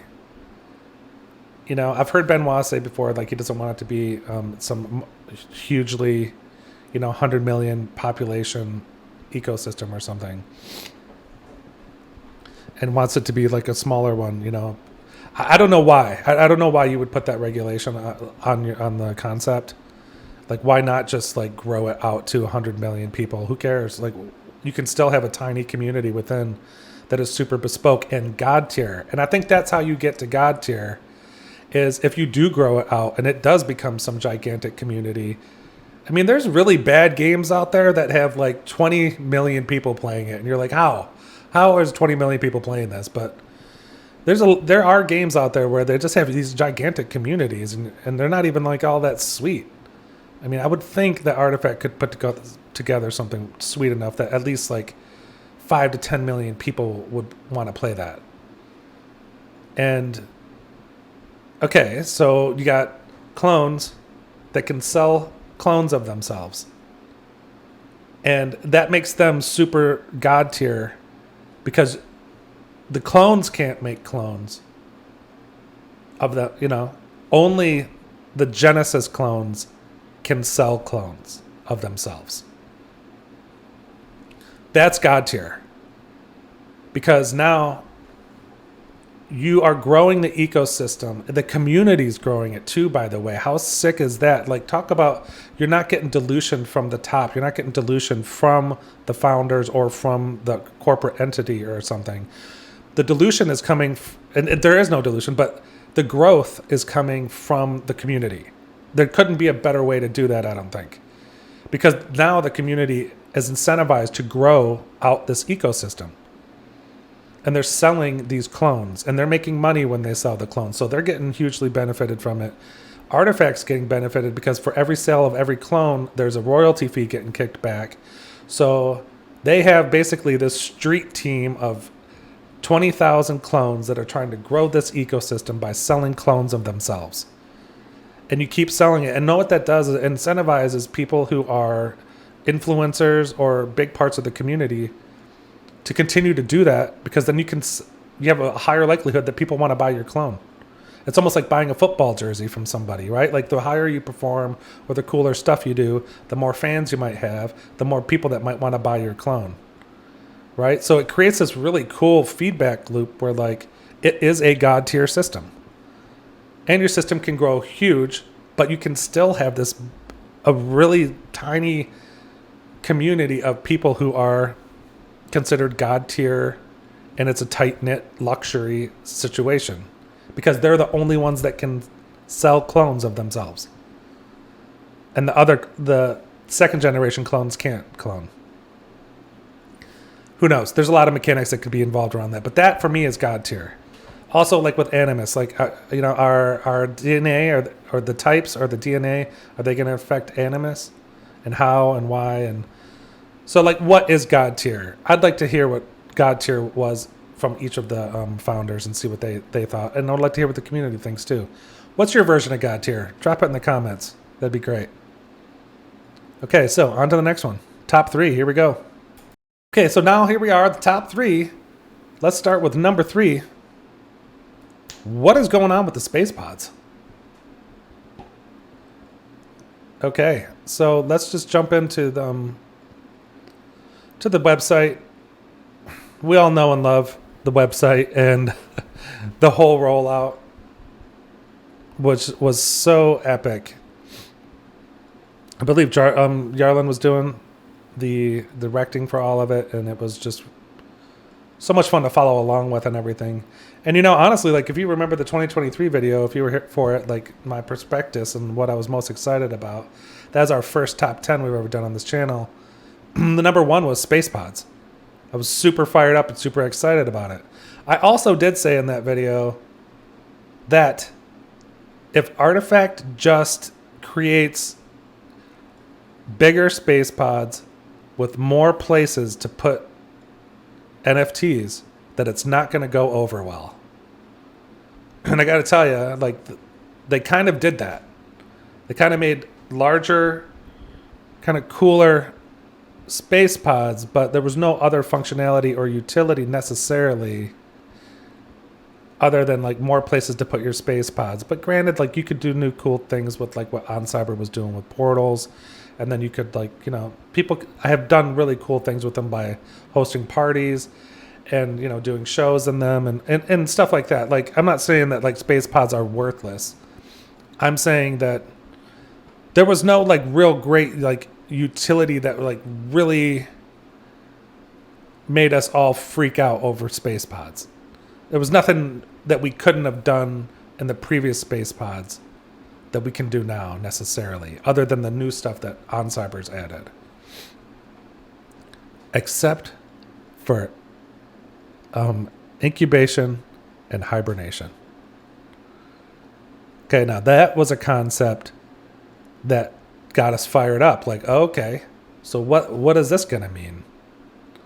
I mean, there's all kinds of speculation out here and everything. And we've heard that, the better the ship that you have, the better and chance you have for having more rare Animus or better Animus. So, that's going to matter. Like, which ship you have, that is going to dial into, like, the speed of the incubation or hibernation. I mean, the ships are going to matter. Hibernation and incubation is going to matter. How is it going to matter? Like I asked Sam again, and Sam must hate the fact that I keep referencing this tweet. But hey, by the way, Sam, thank you for answering that. That was cool, man. And I'm not holding you to any of it. Although I reference it every 5 minutes, I am not holding you to any of it. But it's fun to talk about. So, like, Sam was saying, hey, well, my question was, is the Clone X going to affect the Animus? So you own a Murakami DNA. Is that going to affect the Animus? Like when you hibernate and incubate, if they are connected and somehow you hibernate an MK DNA and then you incubate an Animus egg and then that Animus comes out as a Murakami Animus. Okay? Like that's a huge deal if that's true. We don't know if that's true. I asked Sam, is that true? He said, wait for the Animus website. So we still don't know what that means or what's going to happen with that. But apparently there's an Animus website coming soon, which will tell us how that's going to roll out, you know. And I'm not sure how that's going to go. Personally, I'm hoping that the DNA or the type or something does have some effect on your Animus. So yeah, what is happening with space pods? Also, we're just floating out in the ether. Or you know, we're just out there floating among the orbitar remnant dust. And where is it going? And yeah, incubation, hibernation, and where is it going, basically. That's it. So yeah, that's it. Also, you know, how big of a difference is it for the Lux pod versus like the Exo pod and stuff, like, because right now, like, man, there's a big price differences and stuff, and like it costs a lot of money if you want to get a Lux pod together. Like, is it really worth it? Or is that kind of just based on the fact that the people that, you know, designed the ships for Wipeout designed it, and it's kind of like a cool thing, or is a rarity thing or something like that? But is it really worth it? That's kind of what we want to know too. So yeah, that's about it. I don't know. All right, now let's go to number 2. How many forging seasons are there going to be? I don't know about you, but gosh, there's some big bombs that could drop. You know, I think one of the bigger bombs that could drop is drip token. That's probably one of the biggest ones that could drop that would affect the whole course of Clone X. You know, I think another big bomb that's going to drop is, hey, yes, if you own a certain type or a certain DNA, it is going to affect your Animus. That's another big bomb. But one of the bigger ones, if not the biggest one, is how many forging seasons are there going to be? And, you know, why does that really matter? I mean, okay, so look, I wasn't following every DNA too hard, but I was looking at the DNA the mkDNA and the aliens often, and like out of the gate, those were going for like 8 or 10 ETH. Now keep in mind, when you forge, you get 1 to rock and 1 to stock, so you get two opportunities to get those. I think they were around 0.38, okay, Ethereum, and you were able to sell them for like 10 Ethereum. Now, hey, look, if you're the SEC or something, you're listening, okay, listen, we were purchasing these things. They're not securities. There was no like expectation of profit or anything like that. And Nike's just selling these things, and the market was willing to pay a certain thing for these things. So like you purchase them for 0.38. Next thing you know, the market, an open distributed market, wants to pay 8 to 10 ETH for those. So there's a profit of like, let's say 9 ETH. And you had 2 of them. So if you wanted, you could sell both. So that's 18 ETH. So now, you know, I've talked about this before, but this is just one of my big questions, is how many forging seasons are there going to be? Because it really does determine the value of your Clone X. Because if the Clone X is like a membership pass to these forging seasons, if there's 20 forging seasons and you get to buy 2 shoes at each season, you know, hey, back in the day when these things were selling for 8 and 10, maybe that never happens again. Maybe the market never goes crazy like that again. Let's say it's just more conservative, like 2 or 3 ETH or something that you could sell them for. That's really conservative. But if there's 20 more or if there's 19 more seasons or something, let's say it's 2 ETH, that's 36 or 19 more seasons. It's 38. 38 ETH that could possibly be on the table for you. No. Because if it's 2 ETH each, so you get 1 to rock, 1 to stock, and you can sell each one of those for 2 ETH, so that's 4 ETH per season. And now I'm going to have to break out the graphing calculator, because let's say there's 4 ETH and there's 19 more seasons left. That's 76 ETH. Okay. So, like, that's a huge deal that really helps determine. I mean, like, if you own an MKDNA, and there's MKDNAs right now for sale for 22 ETH. Okay. Well, if this thing goes for 19 seasons and you're being able to sell 2 shoes per season at a really low conservative estimate, about 2 ETH each, that's 4 ETH times the 19 seasons. That's 76 ETH. So there's no way they should be selling for 22 ETH. That's what I'm saying. So that shows you the twilight zone of this whole thing.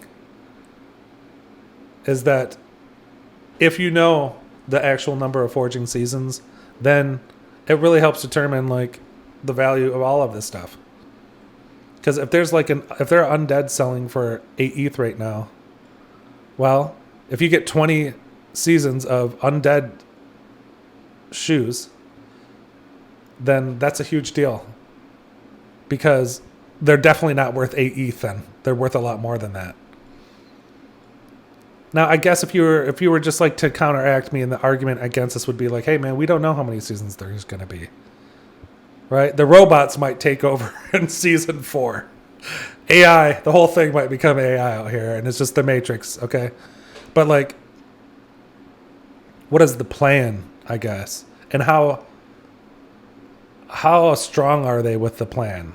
Like, is behind closed doors, is everybody like, we're definitely going to do this as long as we can do this?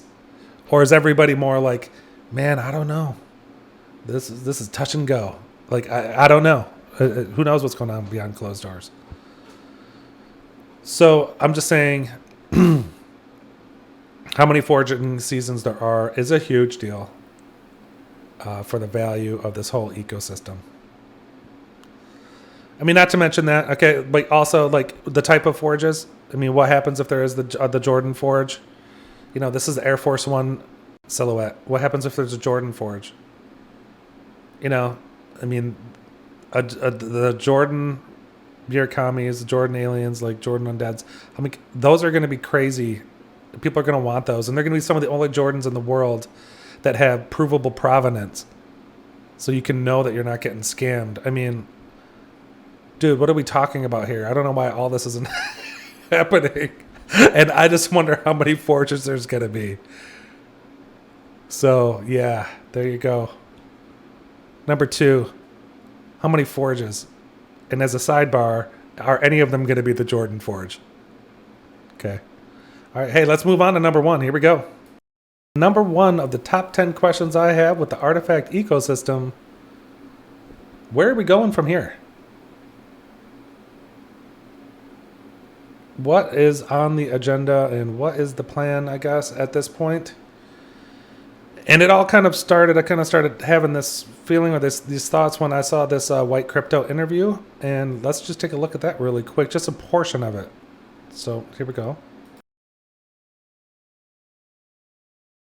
We're working on the Fortnite map, of course, but I think now more than ever you can. So, but it's still like it's a big leap to do it. So we're not working on our own game, but we're working with a lot of game tools, and I think that's the beauty of the game industry is more and more like the developers are opening their tools for people to build on top of their game or their platform, and so that people like us or like kids or even brands like big brands can leverage and start to make something that is a game without having to create a game company.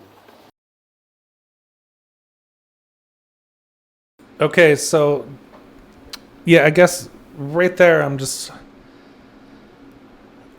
I don't know what's going on at this point with the game aspect of it, because I was, you know, it may be the smartest thing possible for them to not make their own game. You know, I mean, like I had this tweet right here where it was just basically saying like, talking about Sam's response, Jingle Bells, to if Artifact is making or working with a developer, EA or Epic. And Sam responded with Jingle Bells, basically. Which for me meant, okay, in Christmas we're going to find out what's going on. Are they working with EA or Epic or what's happening? And now it all kind of seems like it makes sense. Like even way back in the day when most of us were really hyped up because we were like, somebody asked Benoit, are you ever going to work with a major developer? And it was at that point that Benoit said, we're already working with a major developer. And then everybody, me, I'll just speak for myself. I was just super hyped. Like, wow, they're working with a huge developer. Who's it going to be? Oh my God. Now it's seeming like, oh, okay, it was with Epic, possibly. And if by working with a major developer, they mean working on a UEFN Fortnite map in the creative section, I mean, that is not necessarily what I was hoping for. But you know what? Listen, I'm not here to tell an artist how to be an artist or a team how to run their show or anything like that. Like, that just doesn't make any sense. I'm just here as a fan talking about like what questions I might have with everything. And yeah, I mean, if they're not working on their own game, like the questions that arise for me, I was like, what? Well, then what is Animus? Like, if Animus isn't a game, some sort of game, okay, so then what's going on here? And what about the inventory? What is like inventory's purpose if there is no game associated with this?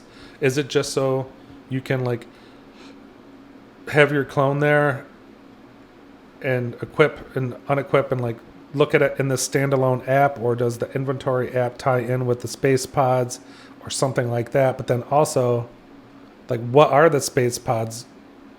If it's not some type of a game or something, is it just social? And does like Benoit mean, yeah, we're not working on a game, but we're working on like a social environment? Like, okay, well, I can totally understand that, because like a game has mechanics, a game has like rewards and risks, and like it has like a certain structures, I guess. Like either it's a scoring systems, or there's levels, or there's some progression or something like that. There's some kind of resolution solved in games, where in a social it might not be. So maybe there is a distinction to be made between a social world or a metaverse and a game, and maybe that's what he means by they're not working on a game. So yeah, I mean, that was my reaction to it when I heard it at first. It's just like, wow. But I don't like to doubt them. I mean, they're just so in the future. I always have any problems really doubting Artifact too much. I remember the first time I saw Chris Lee talk in a Talk Too Much interview. And man, I was blown away by how in the future he is. Like, he seemed to have such a great comprehension of supply chain dynamics for fashion, and really understood, as just kind of like a gamer would, he understood all the crucial complexities to supply chain dynamics, but also is like this director and somebody who can make all of these things digitally that look just photorealistic and augmented reality and all this other stuff. So, and he's just like 20 years ahead of the game, selling skins when, like, does anybody thinking about selling skins when he was? He was, man, and he was killing it. So he's just, and Zap too, and Ben, like, they have all been doing things that are just now coming to the forefront, and they've been doing them for just so long. So they're obviously, like, they're beyond Maven. They're like the source. They're like really close to the creative source. So I don't really like to question them too much. I'm just straight up confused on like where this is going in terms of I thought we were building a game or something like that, like, and the reason why, like, is it just because I just want to play a game as an Artifact character? No. Like, way bigger thoughts than that. And it's basically like a lot of the success of the Clone X family. Like, I want them to succeed like crazy. Right? So And I want the founders to succeed for taking a risk and doing all the things that they've done and like this project that they've made. I want Nike to succeed for taking a risk on purchasing Artifact. I want everybody to succeed. And it's like, it seems like the best way to do that is to either have a metaverse or some kind of social gaming type situation. And then to grow it to a lot of players, and then have Nike and Artifact being able to sell digital fashion to a huge group of players. And then to spread into other games like Grand Theft Auto and all of these other games to be able to outfit those characters with Nike and Artifact gear too. So like when I hear they're not even making a game, that just makes me think, oh man, how much money is going to be left on the table and how much success and profitability and everything for everybody is going to be left on the table if they don't create some kind of a world where they can equip these avatars with digital fashion. So now, like when I'm saying it, it makes me think that maybe they're just not going to make a game in the terms of like a Fortnite where it's got objectives and achievements and all this kind of stuff. But they seem to be making a world, right? Like our space pods are floating out in the middle of nowhere, and it seems like they're going to land at some point. I mean, so there seems like there has to be some type of a world. Maybe there's just no gamification aspect to that world. So I don't really know. That's what I'm saying. Like, I'm kind of mega confused. And, you know, I know what everybody else would say out here. It's like, hey, man, this isn't about that. This is about merging physical and digital worlds and the creative economy and all of that kind of stuff. And that's where this is all going. They're like developing a creative economy. And that's what Artifact's all about. And I get that. Benoit definitely had said at one point that their model is Steam. You know, and Steam is like they create a marketplace. And this huge thing where all of these creatives can come and like create games and create experiences and stuff. And Steam's getting kickback off of everybody else's creativity. It's almost like a kicked up version of Roblox. That's almost what Steam really is. So I get that. But, you know, also Steam, you know, was Valve and Valve was Half-Life. And, you know, Valve had an insanely amazing game first called Half-Life. And then, you know, that morphed in Team Fortress and then CSGO and all that kind of stuff. And it's just like, it feels like Clone X needs to show us the way a little bit more than to just drop us off in the remnants of Orbitar and say, go build it yourself at that point. Like, it would be great to see some type of a game or a world. Like, hey, just build a sweet world. And then, yeah, we'll flesh it out with games and stores and everything else. But, like, we're going to need a world and an engine that makes sense. And that's why I was a little bummed out to hear about the Fortnite thing. Because it's kind of like, man, that's a lot of time and effort. Just like the sandbox world. That was a really, like, well-constructed castle and everything that they built. That must have taken a lot of time. Just like the Fortnite UEFN could take a lot of time. But man, what about just spending all that time building an artifact world, right? Like, which is what I think we all want anyway. But hey, like I said, they are from the future, and I don't want to be questioning them too much on all of that. This is just my number one concern is where are we going? So that's where I'm at. I would like to hear an overall vision of where we're really trying to go. And maybe they just want to like keep that open and not like plant any flags so that they can just kind of morph and adapt as they see fit based on technology. Like we got AI all of a sudden popping out of nowhere that's changing everything.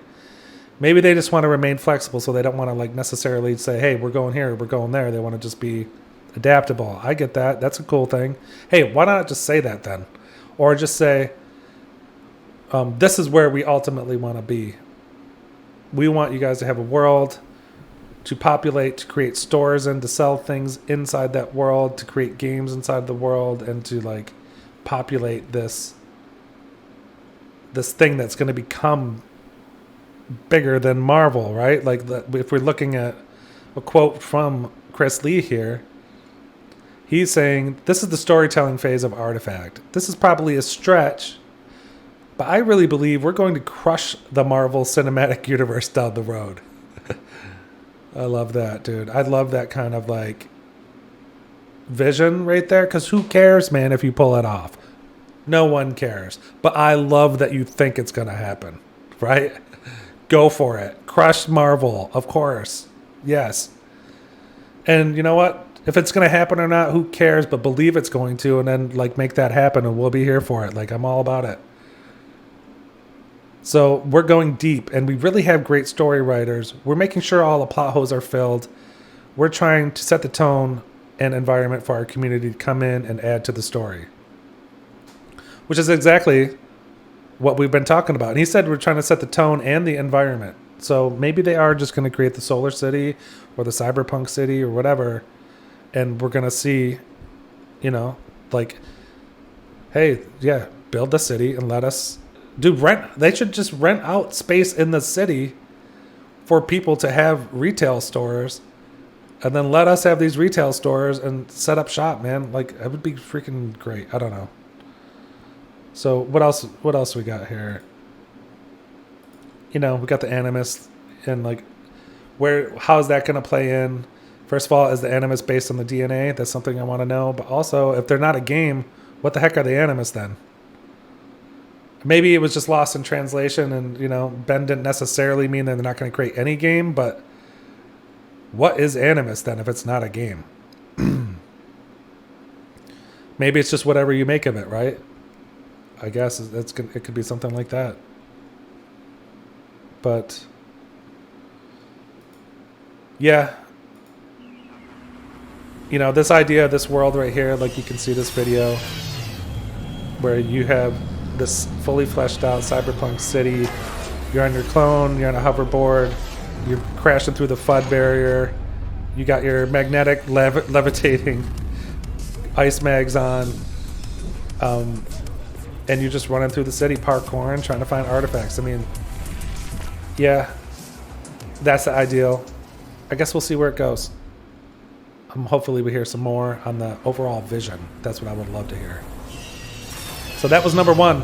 And now we are going to move over to something a little bit more positive, right? How about some things that we're looking forward to? The top 10 of what's next. Let's go. Now on to something a little bit more positive. The top 10 of what's next. The 10 things most excited about for the Artifact ecosystem. Things that we kind of know with a reasonable amount of certainty that are going to be happening in the future, in the near future. Okay, so, all right, let's dive into number 10. I'm going to be calling Jingle Bells. Okay, so what do we mean by Jingle Bells here? Well, there was a tweet where I asked Sam a bunch of different questions. Sam Cardillo, the CTO of Artifact, and Sam responded to a question I asked, which is Artifact working with EA or Epic? And Sam responded with Jingle Bells, which for me meant yes, and that you might see something around Christmas. That's where the Jingle Bells comes in. Now, disclaimer here, Sam might not have meant that at all. It might have just been some random thing that he said, right? They might not be working on anything. But it's just my assumption that I'm saying that probably means that yes, they are, and maybe it's around it's around Christmas. And after what Benoit said about them working on a Fortnite map, you know, in the creative UEFN, maybe that's what they're talking about. Maybe we'll see something like that around Christmas, you know, and it could be something like the what Nike did with Fortnite, with the Airforia stuff. And you know, Airforia was pretty cool. I had a lot of fun playing it, to be honest. It was, the graphics were great. The models were cool. It would have been cooler if they were Clone X's, but they were still cool. Hey, wouldn't that be great if they are working with Epic and somehow Epic does do a Clone X? Maybe the Alien King skin or something like that. That would be cool. I mean, granted, you know, I would love to see Artifact do their own game, but it doesn't sound like that's in the works. But yeah, I don't know. This still could be pretty fun and pretty cool, and it would be exciting to see it for sure. So that is number 10.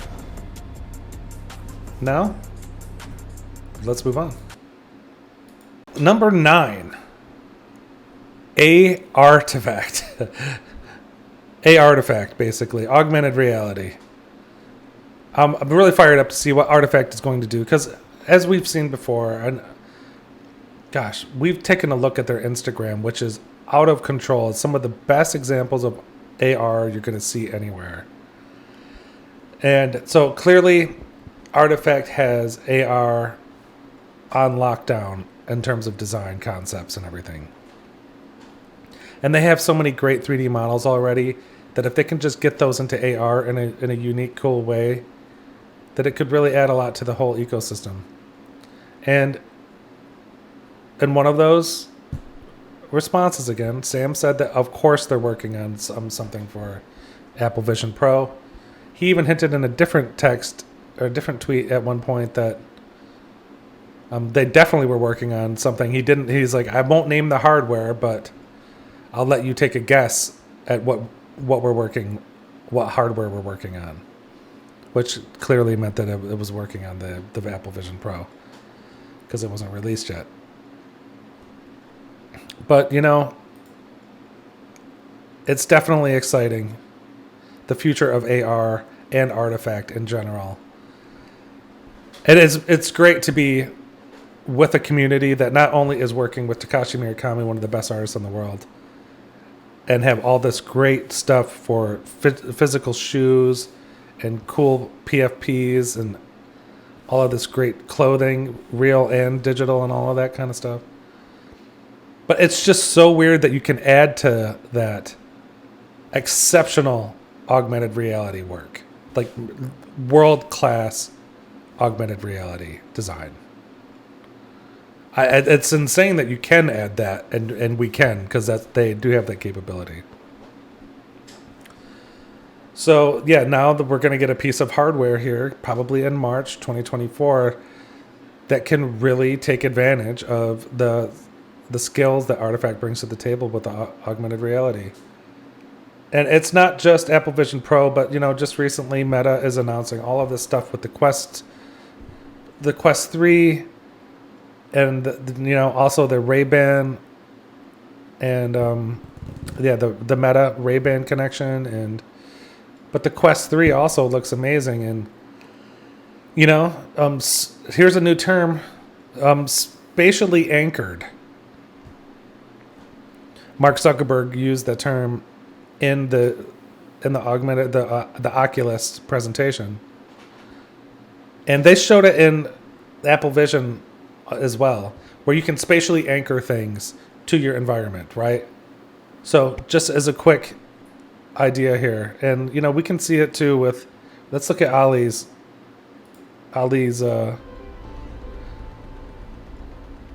video here.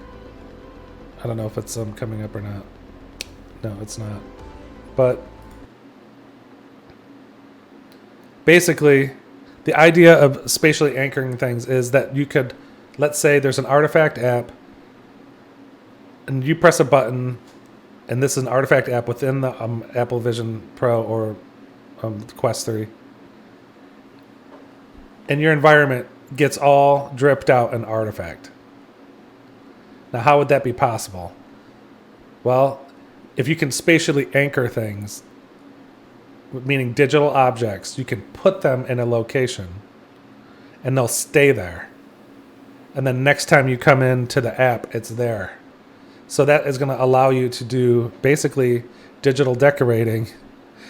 And for RTFKT, if you can put these shoes, if they would have some really sweet display cases or something, and you got your shoes in there, and then you could put them all over your environment. Like when you want to, you press the button, and maybe, I don't know, basically your whole environment could become RTFKT. So that idea of that is really exciting for me. And I hope that is something that we're going to see, they're working on it. For sure, they're working on something, And I hope it is something to do with, like, I would love to be able to take my shoes, put them in the environment, and instead of looking at them on the OpenSea app, I can see them in 3D and augmented reality. I think it'd be super sick. So I'm fired up. The future's bright. And if you're in the Artifact family, you're with a team that is one of the world-class leaders in augmented reality. So, all right, let's move on to number 8. Number 8, the MNLTH X Reveal. So here we are again. This is the flip side of this whole equation with the MNLTH X, right?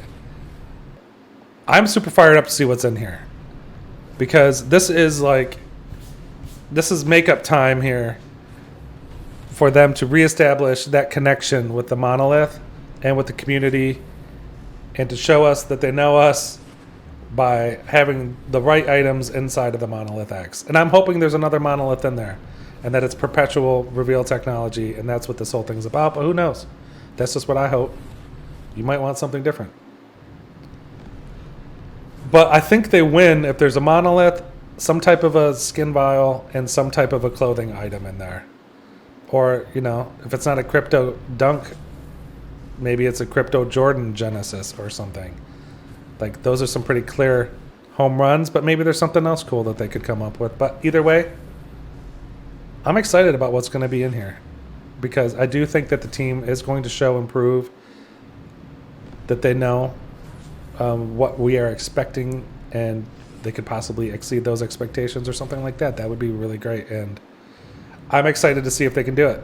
So that's something I'm really looking forward to. And now that's short, and that's sweet, and that's MNLTH X. Now, let's move on to number 7. Number 7, the collab details. And we know, we've heard a lot of different collabs in the works, one with Byredo.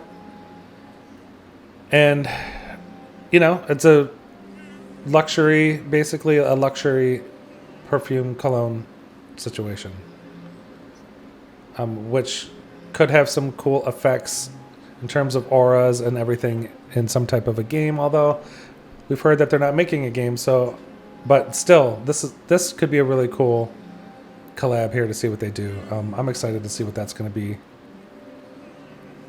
And then we got, you know, Shu Uemura, which is a brand that is tied in with L'Oreal, or L'Oreal purchased Shu Uemura, which is a Japanese luxury makeup brand, basically.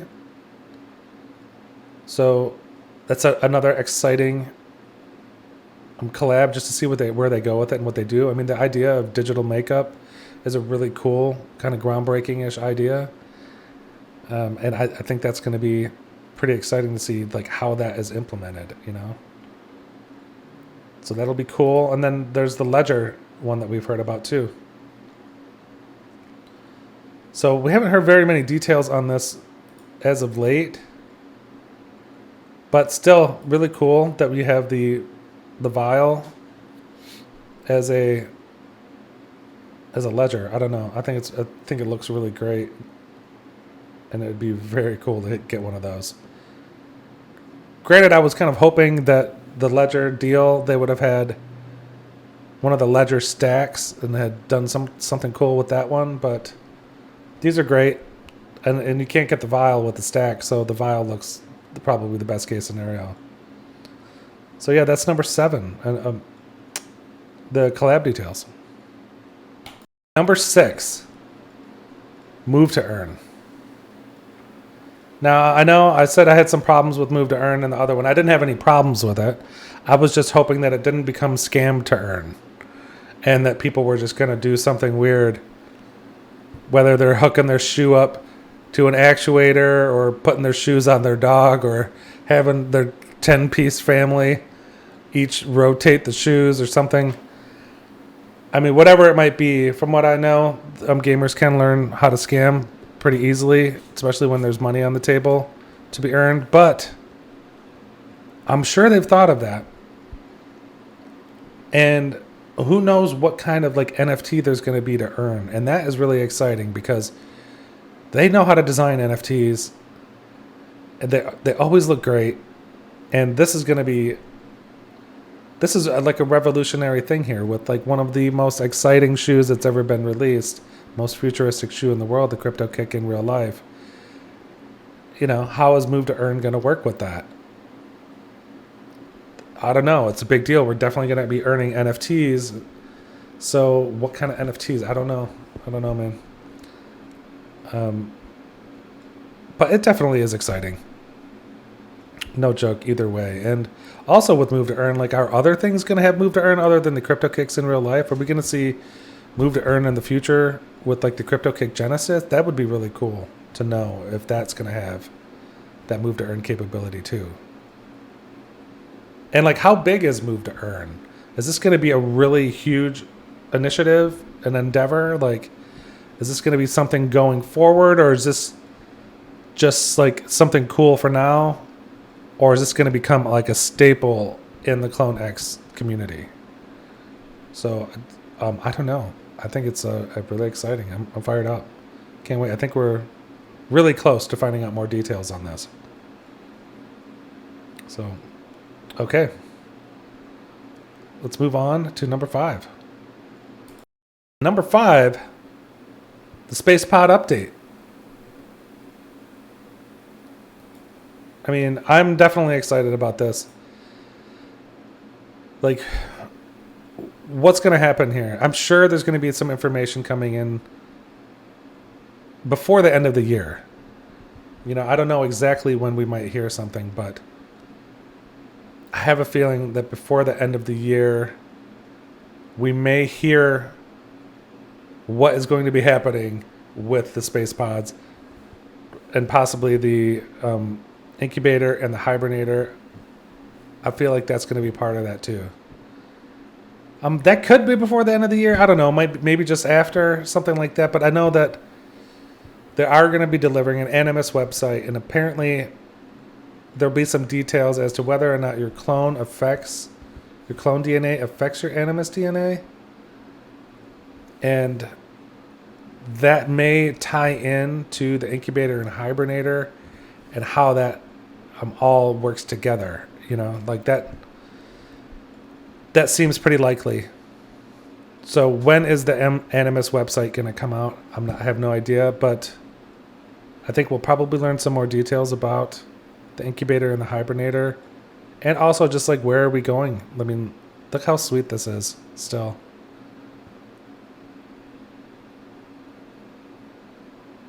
Just a great initiative, great rollout. This still could have been a Netflix series. But yeah, you know, they have mentioned that it's definitely better to have a Lux pod versus an Exo pod and stuff like that. And like, how much bigger and better is it gonna? How much is it gonna matter? So yeah, I don't know. I'm really excited to see the Space Pod update, and I think it's gonna really help us understand better what Animus is, what it means to have a space pod or a loot pod, and how much better it is to have Lux pods and stuff. Like, all of that stuff's going to come fairly soon, I would think. So, yeah, I don't know. That's why I'm excited. I really hope, and this is my hope here, is that the MK DNAs, the aliens, the undeads, like all of them, when they get into hibernators, it affects the incubation of the eggs. That's what I'm hoping happens. But that's just, you know, hope. And that is nowhere near what's probably actually going to happen. So don't bank on it or anything like that. It's just straight up hopium. So anyway, yeah, so I'm fired up for the Space Pod update. It's going to tell us a lot. So, all right, let's move into number 4. Number 4, everyone's favorite, inventory. So yeah, I'm really excited about this. I mean, look, you can even hear like some of the sound effects and everything are just really on point too. I love all of it, really. The design is so good on inventory. Now they've had a lot of time to work on this, so I hope that they haven't. I hope if they have made any changes that they've been better changes, and that they haven't taken a lot away from it or changed too much about what's going on, because it already looks so great. And you know, there's so much to learn about this. Like, first of all, if they aren't making a game, if they aren't making their own game, then what is inventory, and why would you want to use it? But I mean, it is going to be really cool just to like equip stuff on your clone and like be able to see it. Like, that's just going to be cool just alone right there. But how is that going to work and play in? And is this going to be tied into the market? The marketplace? I mean, it seemed like it was going to, based on that tweet from Sam. And based on what we can see on the Artifact website, where they say that, you know, that's a place where, let's look at that really quick. So if we just turn this off real quick and we go to this down here again. Okay, to the marketplace. A place to customize your clone, get new wearables and drops, and trade with clone friends. So that sounds like, you know, the inventory basically. So if you're kind of mixing inventory with a marketplace, that all could make sense together. But like, what are you going to be able to do with it? Like, where are you going to be able to take this model after you have already equipped it? Where are you going to be able to put it? Or is it just straight up just for looks, which is still pretty cool. And also, like, what's up with the rarity system? Like, we've talked about this before, but like, how is that rarity? Like right there, you can see those angel pants are uncommon, marked green. Here you can see those are rare. The reptiles are rare. The Genesis are common. And then it affects your overall rarity score that's up in the corner. Let's make sure we can see that for a second. So you can see right there is your rarity score. Right, let's make it bigger. Enhance. Enhance. Boom. Yeah, like, let's check this rarity score as it like goes up and down. And why? What does it matter? Why would you want a more rare clone? Is it just straight up to flex it, or is it because it's going to earn you more points or have a higher hit points in a game? So, yeah, hard to know. But that's inventory. I'm pretty sure we're all fired up about it. It's going to be very cool to put stuff on your clone. So, okay, let's move on to the top 3. Here we go. Number 3, the Cryptokicks Forge. Okay. So, you know, let's just take a couple of looks at these pictures here. I love these souls. Look how well designed that is. That is the coolest soul I've ever seen, to be honest. It just looks like it was designed with, like, intent, you know? Like, some of the other ones just seem kind of random. This one just looks like, yeah, the intent is there. I just really love the way that soul looks. Here we go with a prototype.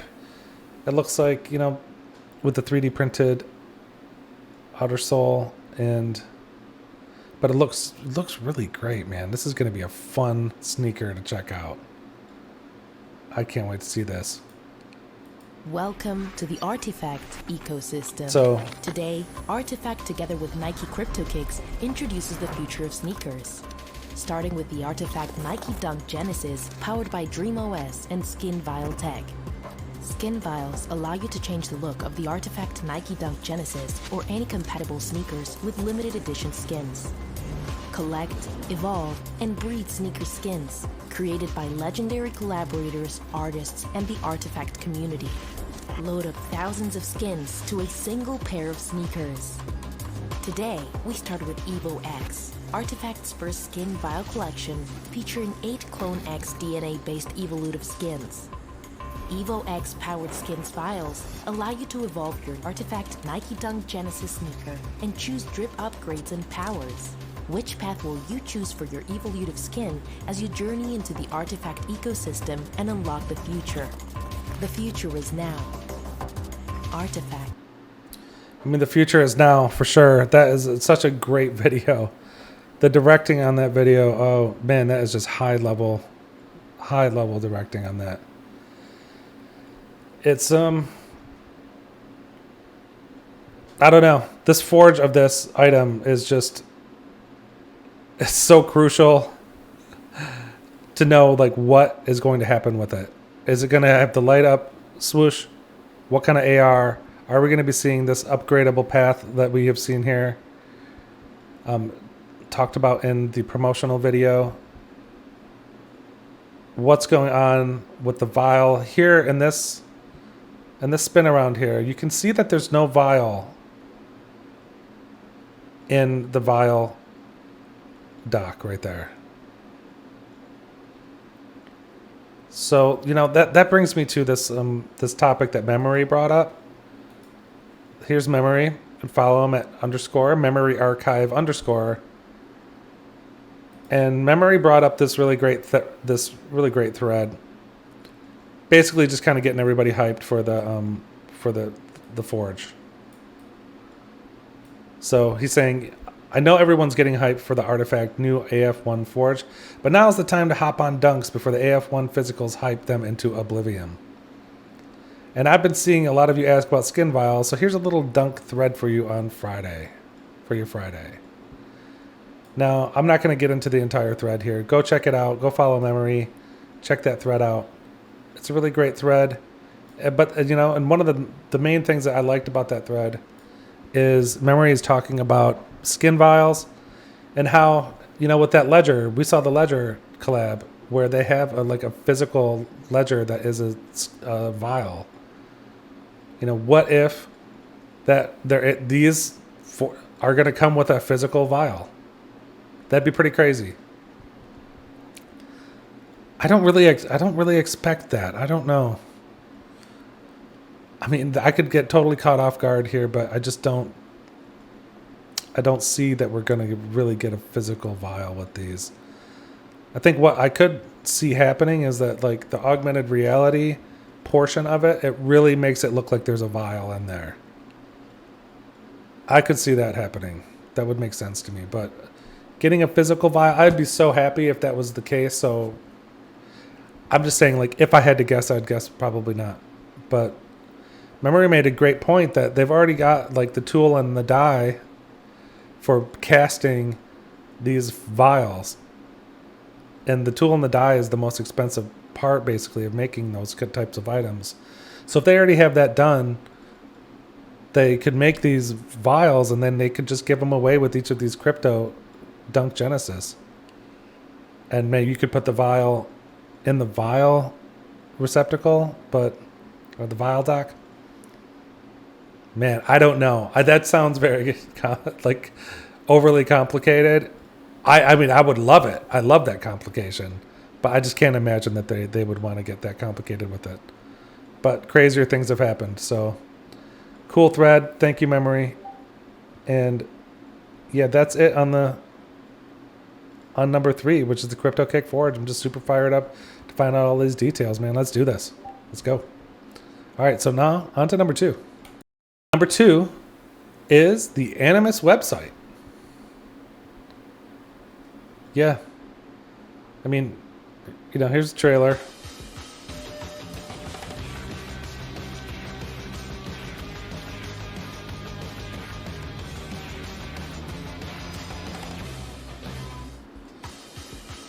Love this trailer. Super cool. So yeah, I mean, I'm just fired up for the Animus website in general.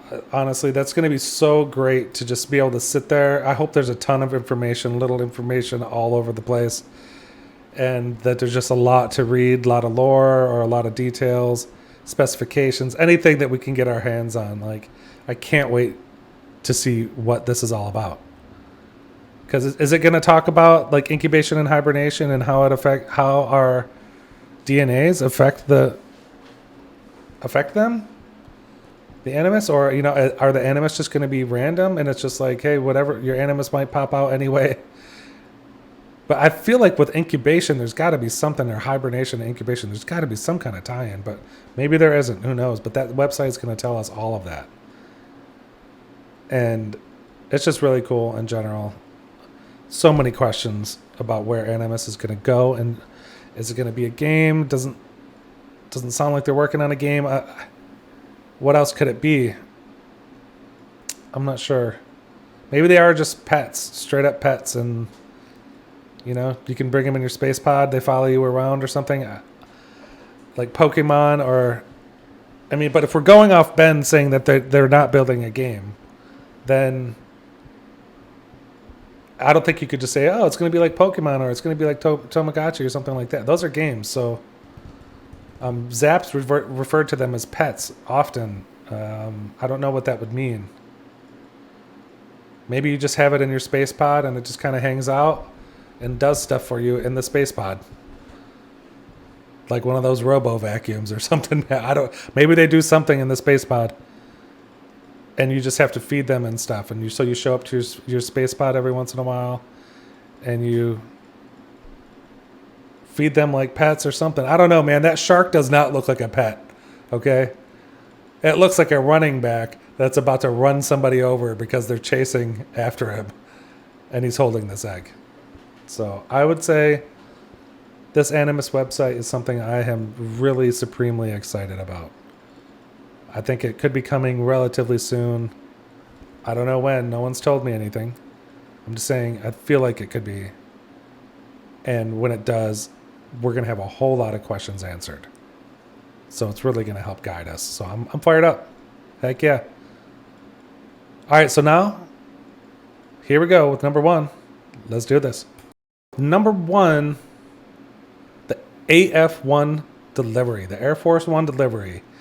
And now, like, we've been checking this out a lot throughout this video, but this collection is a special collection here. You know, honestly, like, it's with Takashi Murakami again, and Artifact and Nike, Chris Lee, Zap, Benito, or Benoit. I mean, this is like, and it's they have the established provenance through the blockchain tech, super low run numbers, varying materials, you know, like check out the humans, like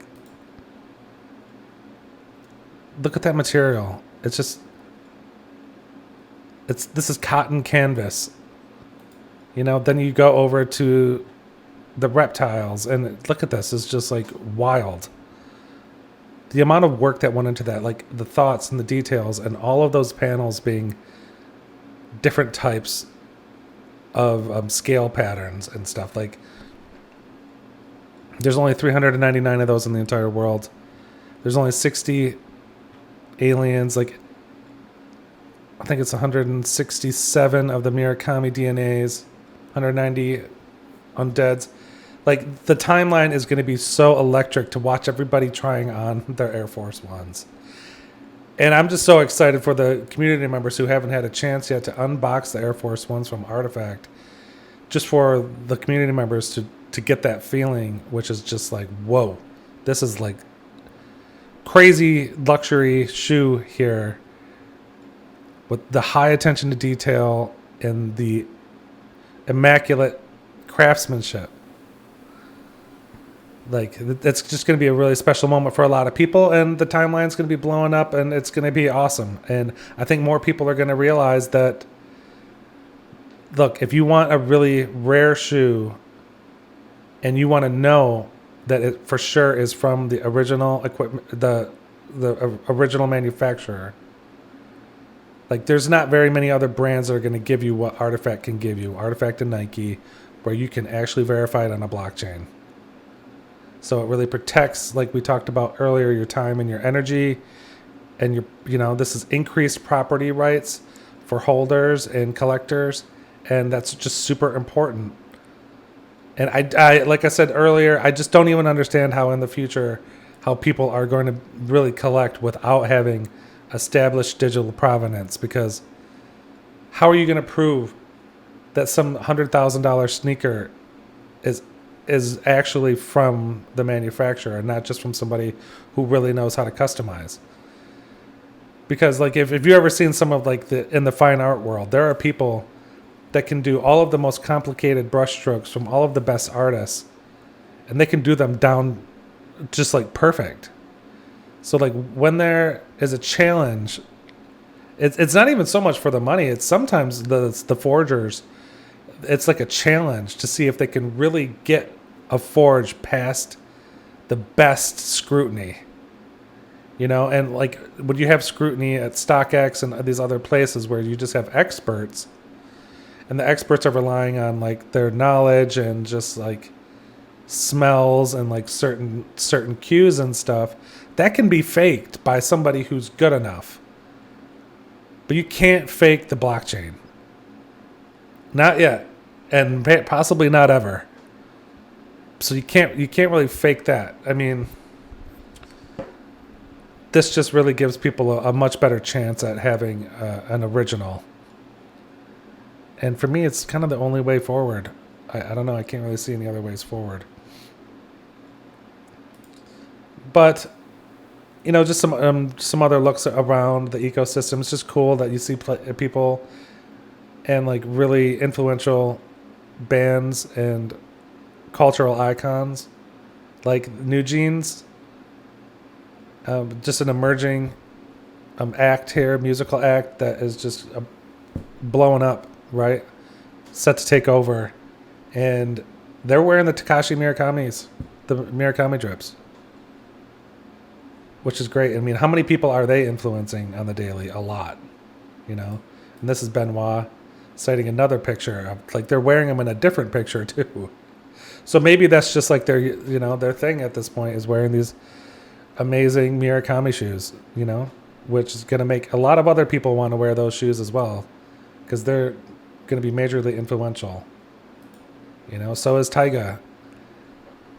Really cool outfit here too, but like also standing in a way that you can see like these artifact blades really well. But yeah, just another person that, you know, wearing the Genesis that we saw LeBron James wearing. So you have all of these really influential people out here wearing and repping these artifacts. And you know why? Because they are artifacts. It's like they're very rare.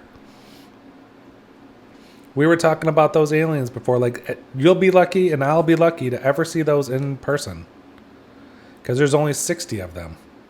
You know, like, you just, like, I forgot how many of the Genesis there are. There's probably not too many of the Genesis either, but I don't know, for some reason, we're just really loving the Genesis, you know? But there's 1,776, which sounds like a lot. But, like, if you look at a lot of other really important shoes from Nike, they're way, way bigger numbers than that. You know, in the 20,000s, 50,000s, something like that. I mean, 1,776 is not very many. When you're talking a global audience that would want them, that's not very many.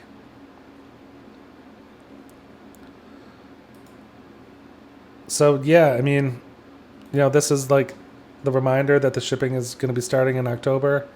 Is it going to be late October, mid, early? Who knows? My guess is late. Wouldn't be surprised if it was before mid also. So, could be early to mid. I mean, who knows is what I'm saying. Who really knows? But I'm super, super fired up to see them. And it's going to be so much fun. And I can't wait to see everybody's responses. It's going to be really great. So yeah, that is the, you know, what's next top 10 that I'm most excited about. And like, you know, that list is always shuffling and moving around. You know, Cryptokicks came in, I got the delivery.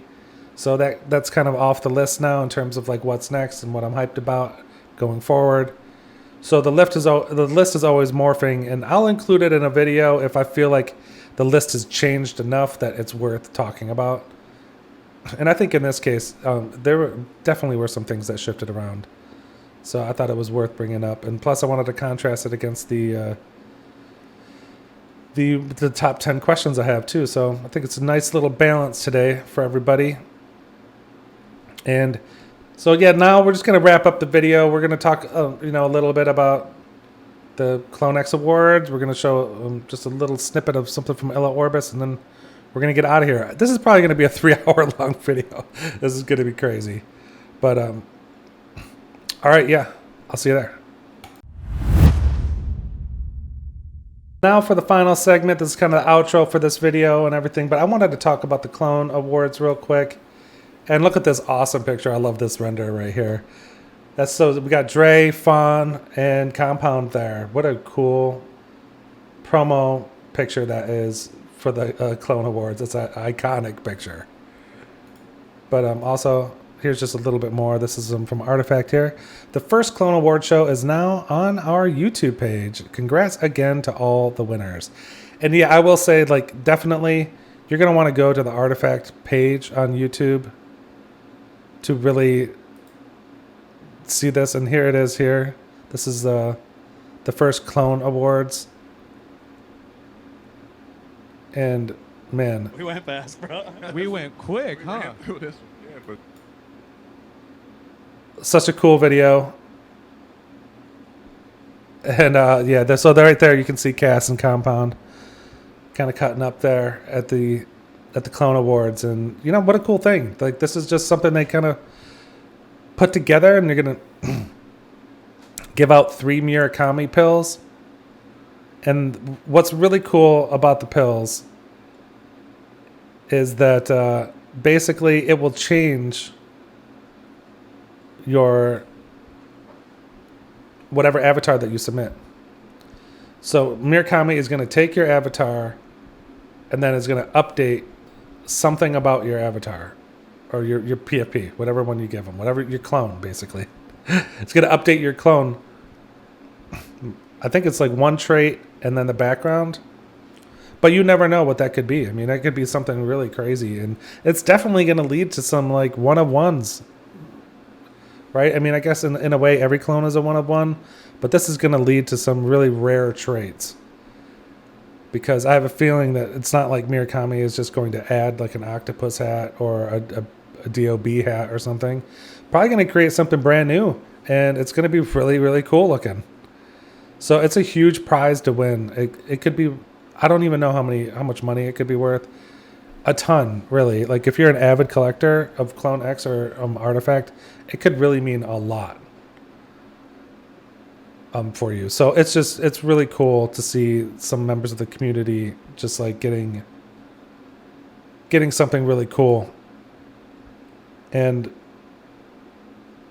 so let's just get into like who won here, right? Like, so for the collectors, we have FT3 FT3 AZL.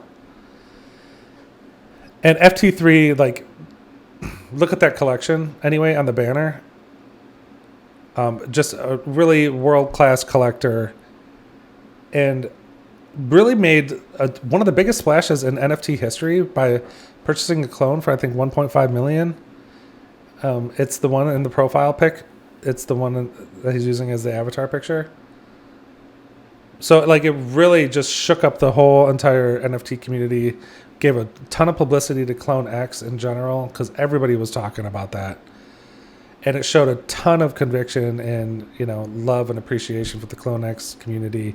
Still holding on strong and everything. So, yeah, like, that's a great pick right there. And then, for the community, we got Compound. And, you know, like, if you know Compound, just like a great person, right? Just a nice, cool person, bringing people together, real smart, and just on point in general, you know? But the host and creator of Bad Take, which you probably heard of by now, but just like a really popular Spaces show that's on just about every night from 6 to 9, I believe, something like that. It can change, but just follow at Compound. Just follow Compound and stick close and watch the Bad Take and join all of the Bad Takes if you can, the Spaces. They're hilarious. They're informative. A lot of speculation, a lot of jokes. You know, everybody just kind of bonding and stuff. It's really cool. It's great. So Compound's awesome. and very happy for him and FT3. And then also, we have somebody that's featured on this channel a lot.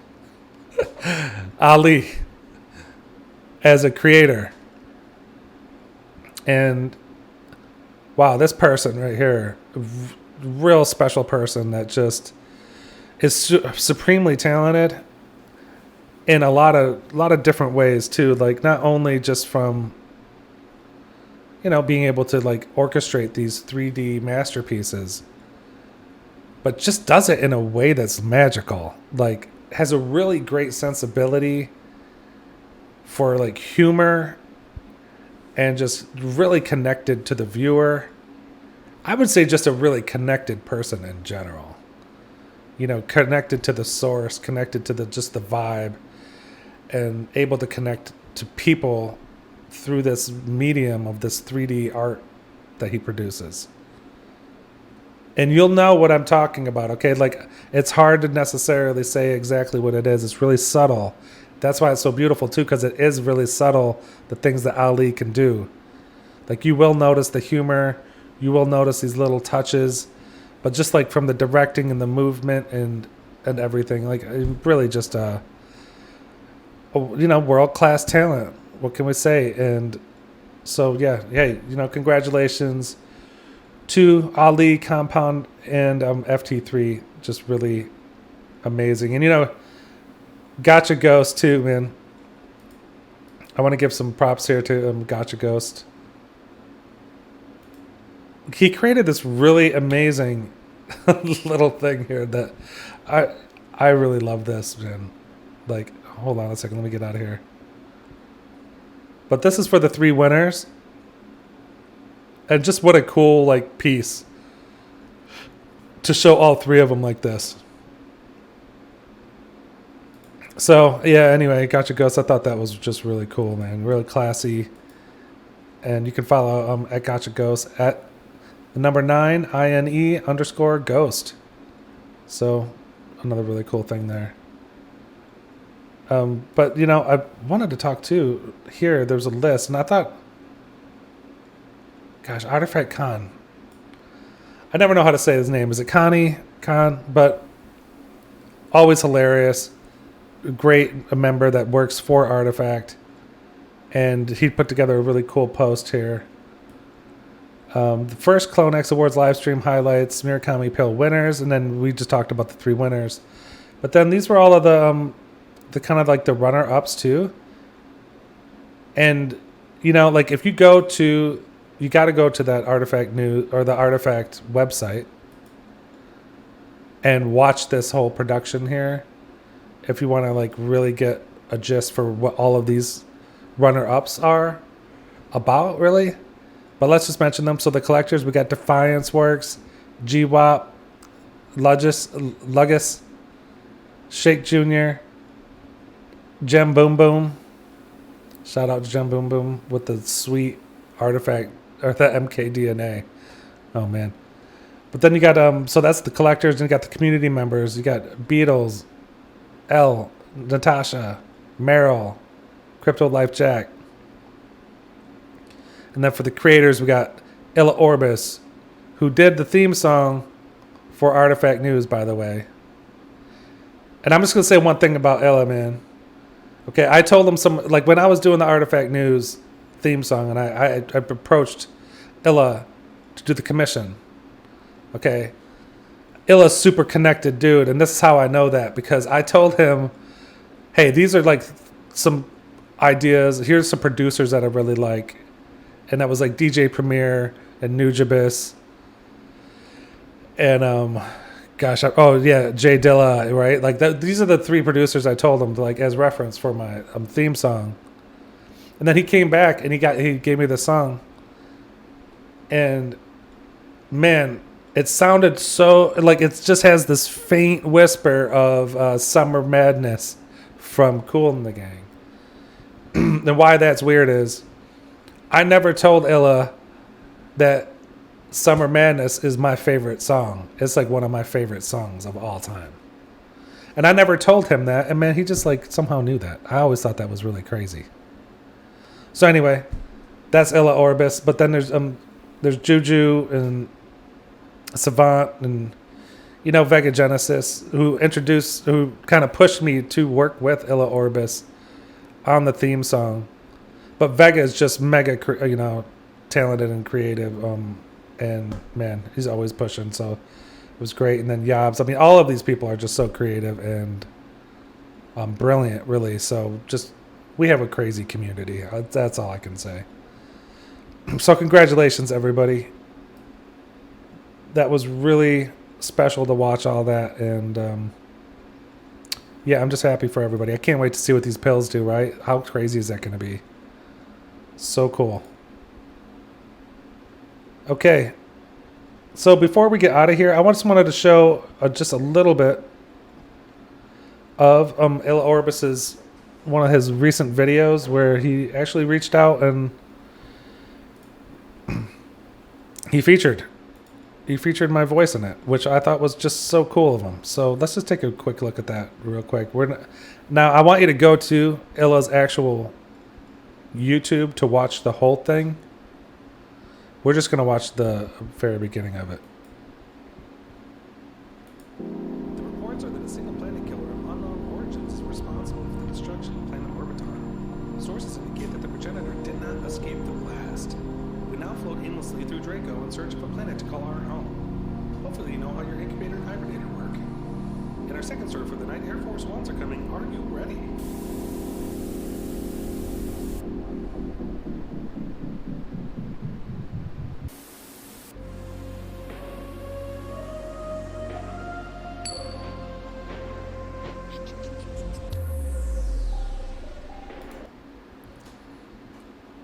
Yeah. So, I mean, I don't know. Illa's just a genius, man. So, congrats, everybody.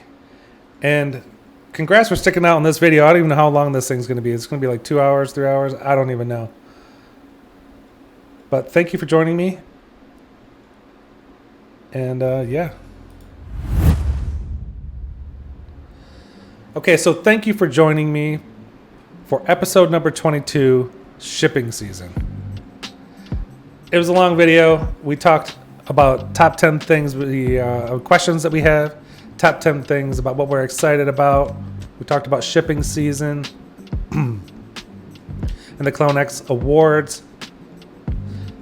And yeah, I mean, it's Clone-tober, baby. This is it. At the end of the month, I'm hoping to put together a little Halloween video. But this is going to be a big month. I mean, Bitcoin is ripping. We got clones shipping. I mean, people are going to be dripping out in these AF1s. This is going to be a big month. We're going to have a lot of fun. Holiday season is on its way. And hopefully we see, you know, all kinds of new stuff by the end of the year, you know. So hopefully we get some Animus news. That's what I'm really looking forward to, is that Animus website. Get these Air Force Ones in here. Get some move to earn going. It's going to be really cool. So I'm excited. I hope you're excited. And, you know, if you could, please subscribe and like. Try to tell someone and share. Let's try to get to 500 so we can start a community. I think that'd be so much fun. So thank you again. And just always remember, go news yourself. See you later.